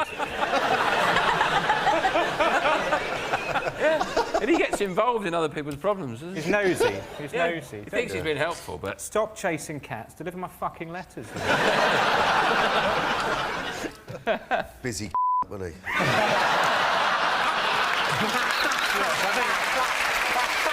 I think you've really... Good postman and all that, lovely little cat, but one busy you know? Oh, cool. Sean, have you learned anything else from television? I mean, other than the recent revelations. I just can't wait to bump into an animator somewhere and say, what are you working on? He goes, this new show called Busy Joe, have you learned anything from television? The only thing I've learned is that people on X Factor who say, I know I've got the X Factor, don't tend to have the X Factor.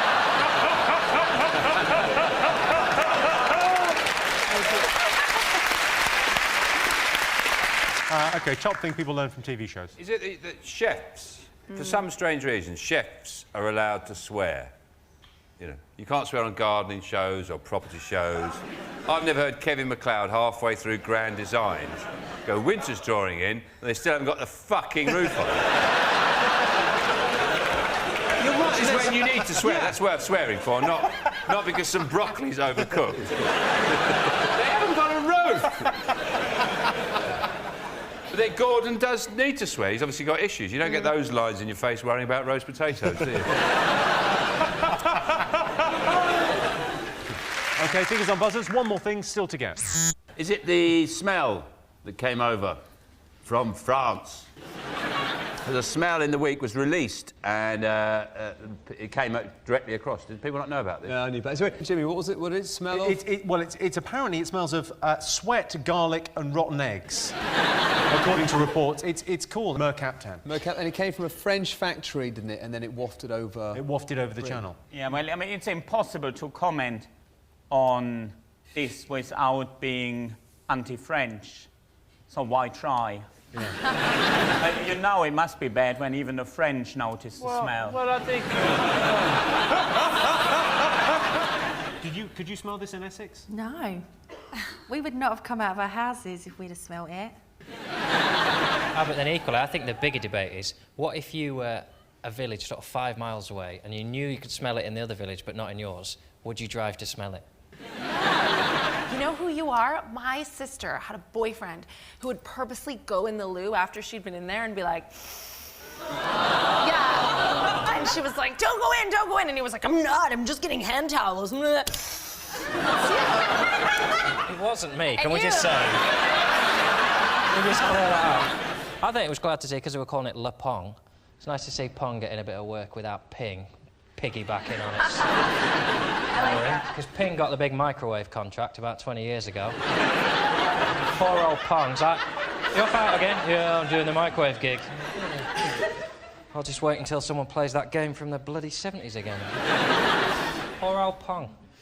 The thing that is concerning, like, everyone's going on about the smell, but what if there is some bad stuff in that gas that has got into our bodies if you did breathe it in, and it's like eating our organs and you don't know it? Could be melting our brains. It could be, it could be. People my age don't really watch the news because they find it boring. How old are you? 32.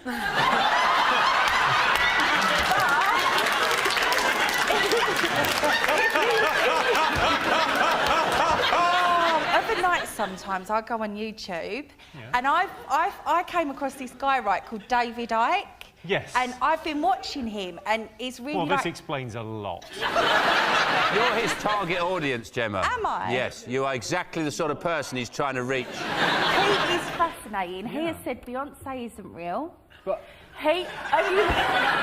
and basically, we are all run by aliens. Like, there's aliens living amongst us in this country, like reptiles, which... See, why do you know to do that? Why do you know? He says that. David Icke says they pull off their... he shows it on the thing. They pull off their faces? Yeah. Well, I imagine when you take the fake tan off, it looks different. Yeah. Why should we just believe that this gas has just come? Why did it come? What is it doing to us? You sound like you've just smoked your first joint. I haven't. Well, I can tell you the French gas leak is not one of the most talked about things this week. But after extensive investigation, the cause of the foul odour was narrowed down to 2 possible sources: everything in France or everyone in France. Sean, Tina, Joe, what have the nation been talking about over the last week? Faster trains. Faster trains. Between Manchester, Leeds and London. Manchester, Leeds and London. You're going the long way round, aren't you? Well, you know, they can't get the one that they're doing now on time, so are they going to make it 1 hour and 6 if they can't do it in 2 hours from Manchester to London? I'm quite happy with 2 hours to Manchester. I think you need a little bit of time to prepare yourself for going up north. I don't like this fast train because I don't like being early. I'm going to... You know, because it takes an hour, you're going to be early, you're just going to be hanging about. Get a slow one, keep warm. I don't think you will be early because it's not going to be built for 20 years. Yeah. 2033, isn't it? Yes, it's going to be finished in 2033. I thought we'd be teleporting by then. I haven't got jetpacks, I don't want to be alive, let alone clinging on for life in a super fast buffet car, like.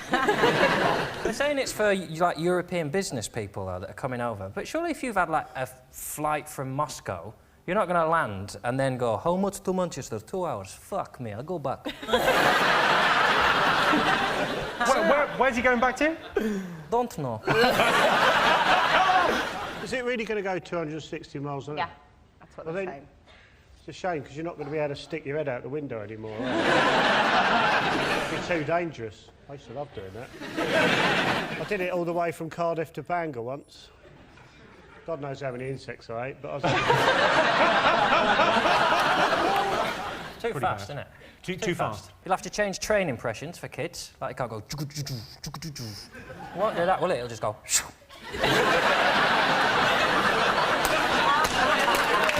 That won't be as good. It wasn't that long ago that they binned Concorde, which was really quick getting to the States because it cost too much money. But now they've decided to spend 30 billion just to go to Manchester. Are you saying we should get Concords to Manchester? We could... Because I'm in. 30 billion, yeah. Well, for that kind of money, I mean, there's other things we could spend that money on, aren't there? I mean, it's a huge amount. Yeah. We could have a free bar on the train for 20 years. Instead of building a train line, why don't they have that thing in supermarkets where they send the money down a tube? That thing where the money pops up in a tube. That's so quick. Why don't they just build one of those? Just goes, thing in supermarkets? Those things, they come up in a tube, and it's like a plastic thing, and they open it, and they put all the money in, and then it goes doof, and then it appears somewhere else.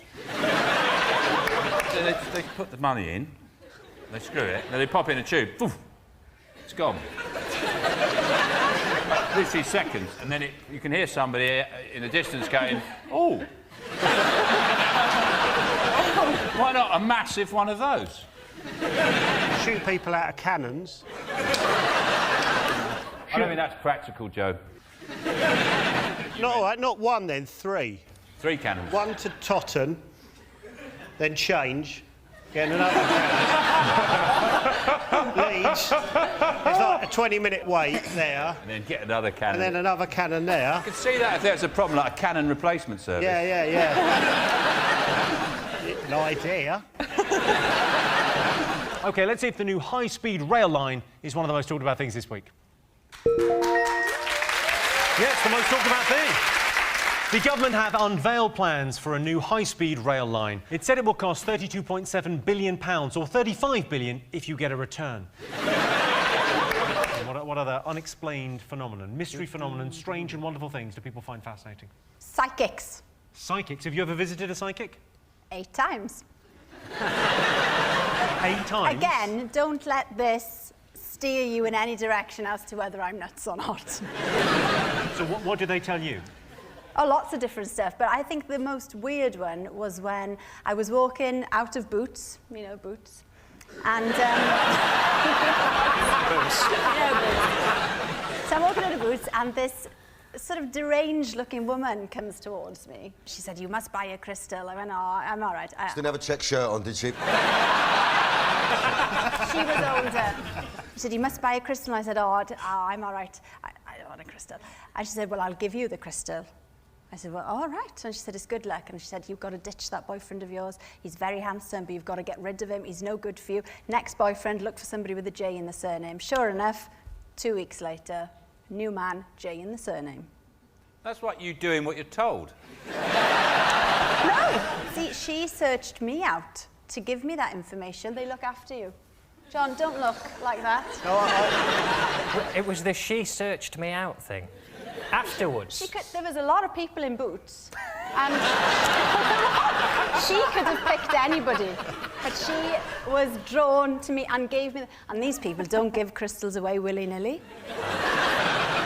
I recently visited a psychic, and he could tell that I was unsuccessful with women and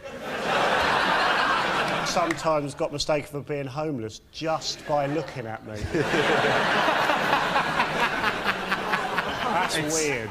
That is crazy kind of powers. Danny, do you believe in psychics? I done that Sally Morgan, and I was sort of open to it, and she wanted to meet me at a dog track. Of course. Cockney and all that. So I spent about 2 hours with her, and I'll tell you what, the bollocks coming out of her mouth, right? Because she went, right, do you know what, I'm going to do something I never do. Right. I'm going to tell you what dog is going to win the next race. What did she say, greyhound? What? So, listen. She told me what one it was. I put a tongue down on it, £100, Jimmy, right? Sure, I'm with you. The fucking thing come last. Best way to make friends? Ow. Obviously not like that. Is it hang around after night prayers? Night prayers, that comes just before let's strip down to our pants prayers? That comes just before the in the name of the Father, the Son, and in the Holy Ghost.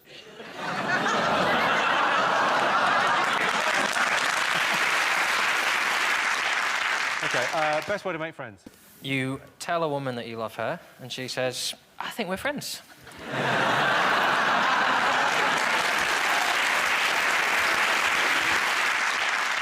It's better when you could just ask when you're a kid, and you just go up to someone and say, you want to be friends?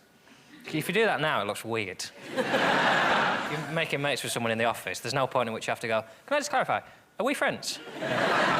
We can't be best friends, because I made best friends with Sue last week. A better way that isn't weird is to throw someone's dog in a pond and pretend you rescued it. Did they see you throw the dog in the pond? Because I don't think it's going to work that way around. No, they just see you climbing out with the dog. They don't know you threw it in. You become friends, and it's not weird. It's going to be weird for them watching this, isn't it? Can't dogs swim? Am I having another... No, before she did it, she broke its legs, so it couldn't swim. Is it that you steal their things and then pretend you found them in a hedge? Stop ruining other people's lives. 48% of people meet their true friends at work. Is that true for you? Have you met friends at work? You're a professional gambler most of the time. So. Yeah, no, I mean, that's... But I'm terrible at making friends. That's why I play poker, because you sit with a bunch of people and you play a game and drink and chat, and they are friends, but it's just friends where, at the end of the evening, you go, I think you owe me £100. That sounds like prostitution. Well, that's simply the way I make friends. Deal with it. Rob, well, what do you think? I think you don't need many friends. I mean, I've got about 6, and like, that's one that I could do with cutting a few off. According to a recent survey, the average British person has 3 true friends and another 19 mates. But I call everyone mate, and I don't mean it. Well, what do you think, mate? Well, it's weird when your job is to interview pop stars, because you have that false friendship thing.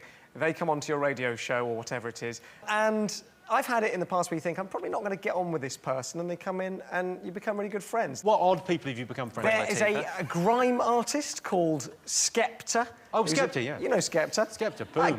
Yeah. Cowabunga, dude. Yeah. You don't have to tell me anything about Skepta.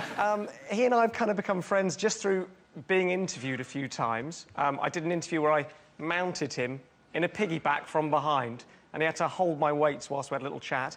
And since then, we've been nearly inseparable.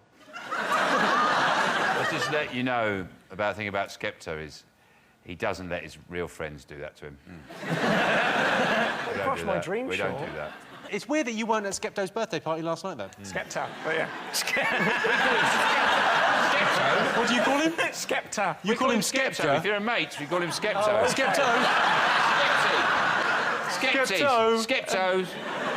Are you going round his later? What, Skeppies? Yeah. Couple of pints. Skepsies. Skeppo. Yeah. You go down there, we're just going to hit a bin with a brick for a bit. It'd be great. OK, best way to make friends? Just do it on Facebook, and once you've clicked it, it's official.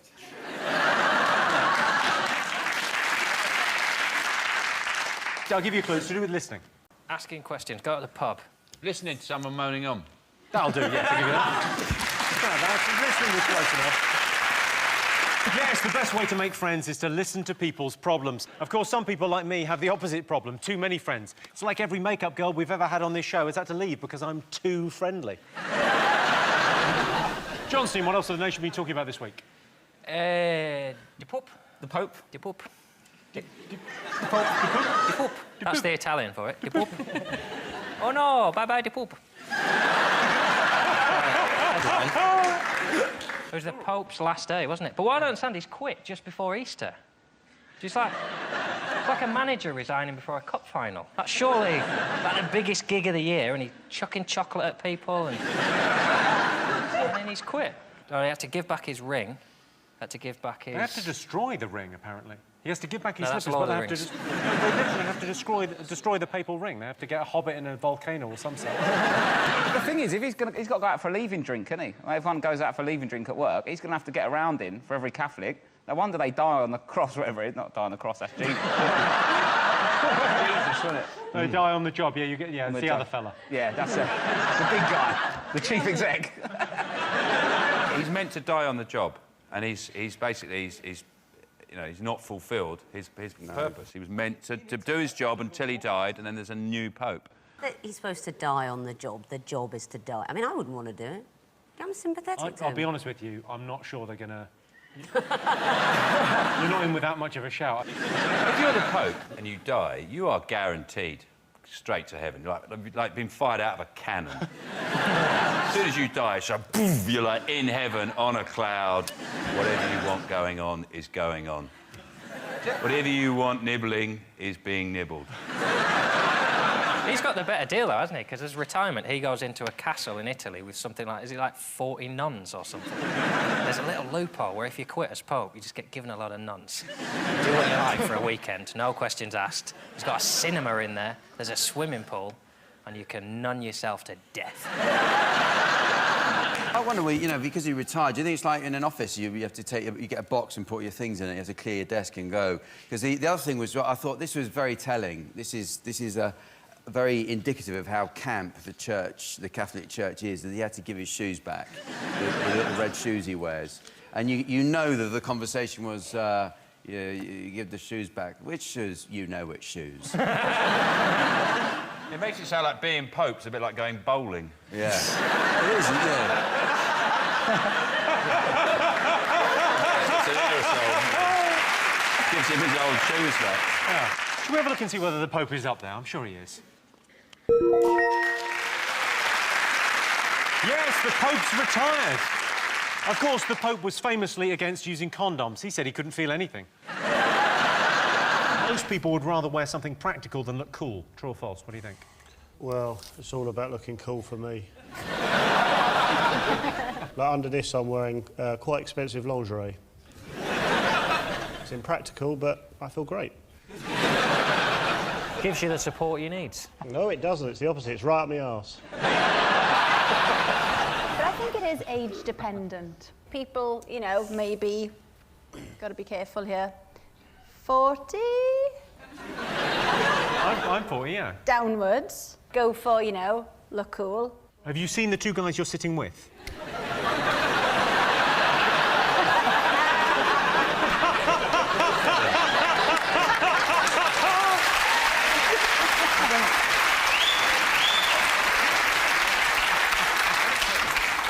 Do you suffer for fashion? Do you wear heels? Do you wear uncomfortable things to look good? Mm-hmm.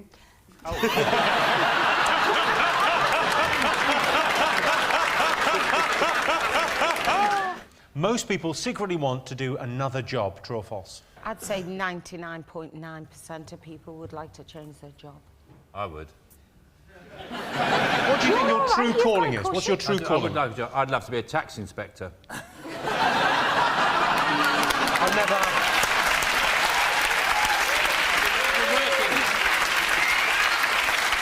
I've been working on my knock. Listen to my knock. I don't know what a tax inspector's not. I've never met one, so I don't... You ever see T-shirts? You know the jobs you see on T-shirts, like beer taster general. I'd like to be that, or boob inspector. Leader of the Pussy Patrol. Those jobs. Can you actually get those I jobs? ain't giving that job up. You'll have to wrestle me for it. It took me years to get to be leader of the Pussy Patrol. And if you've got a missing cat, you can contact me.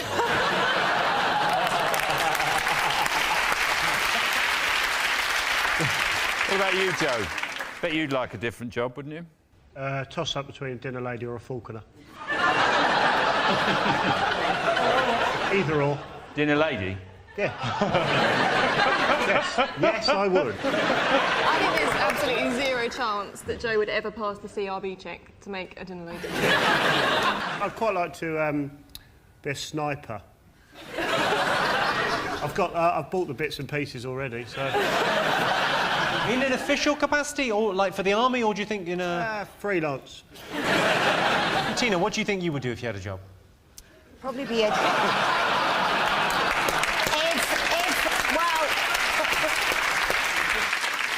I'd like to be a diving instructor. No, a politician, to be honest. Politician? Quite seriously, yeah. That'd be a great job to have. What would you do, John, if you weren't doing this? I'd quite like to be a milkman. a real buzz out of giving people milk, but in my experience, unless you've got the uniform, it's weird. You just knock on someone's door with some milk and go, there you go.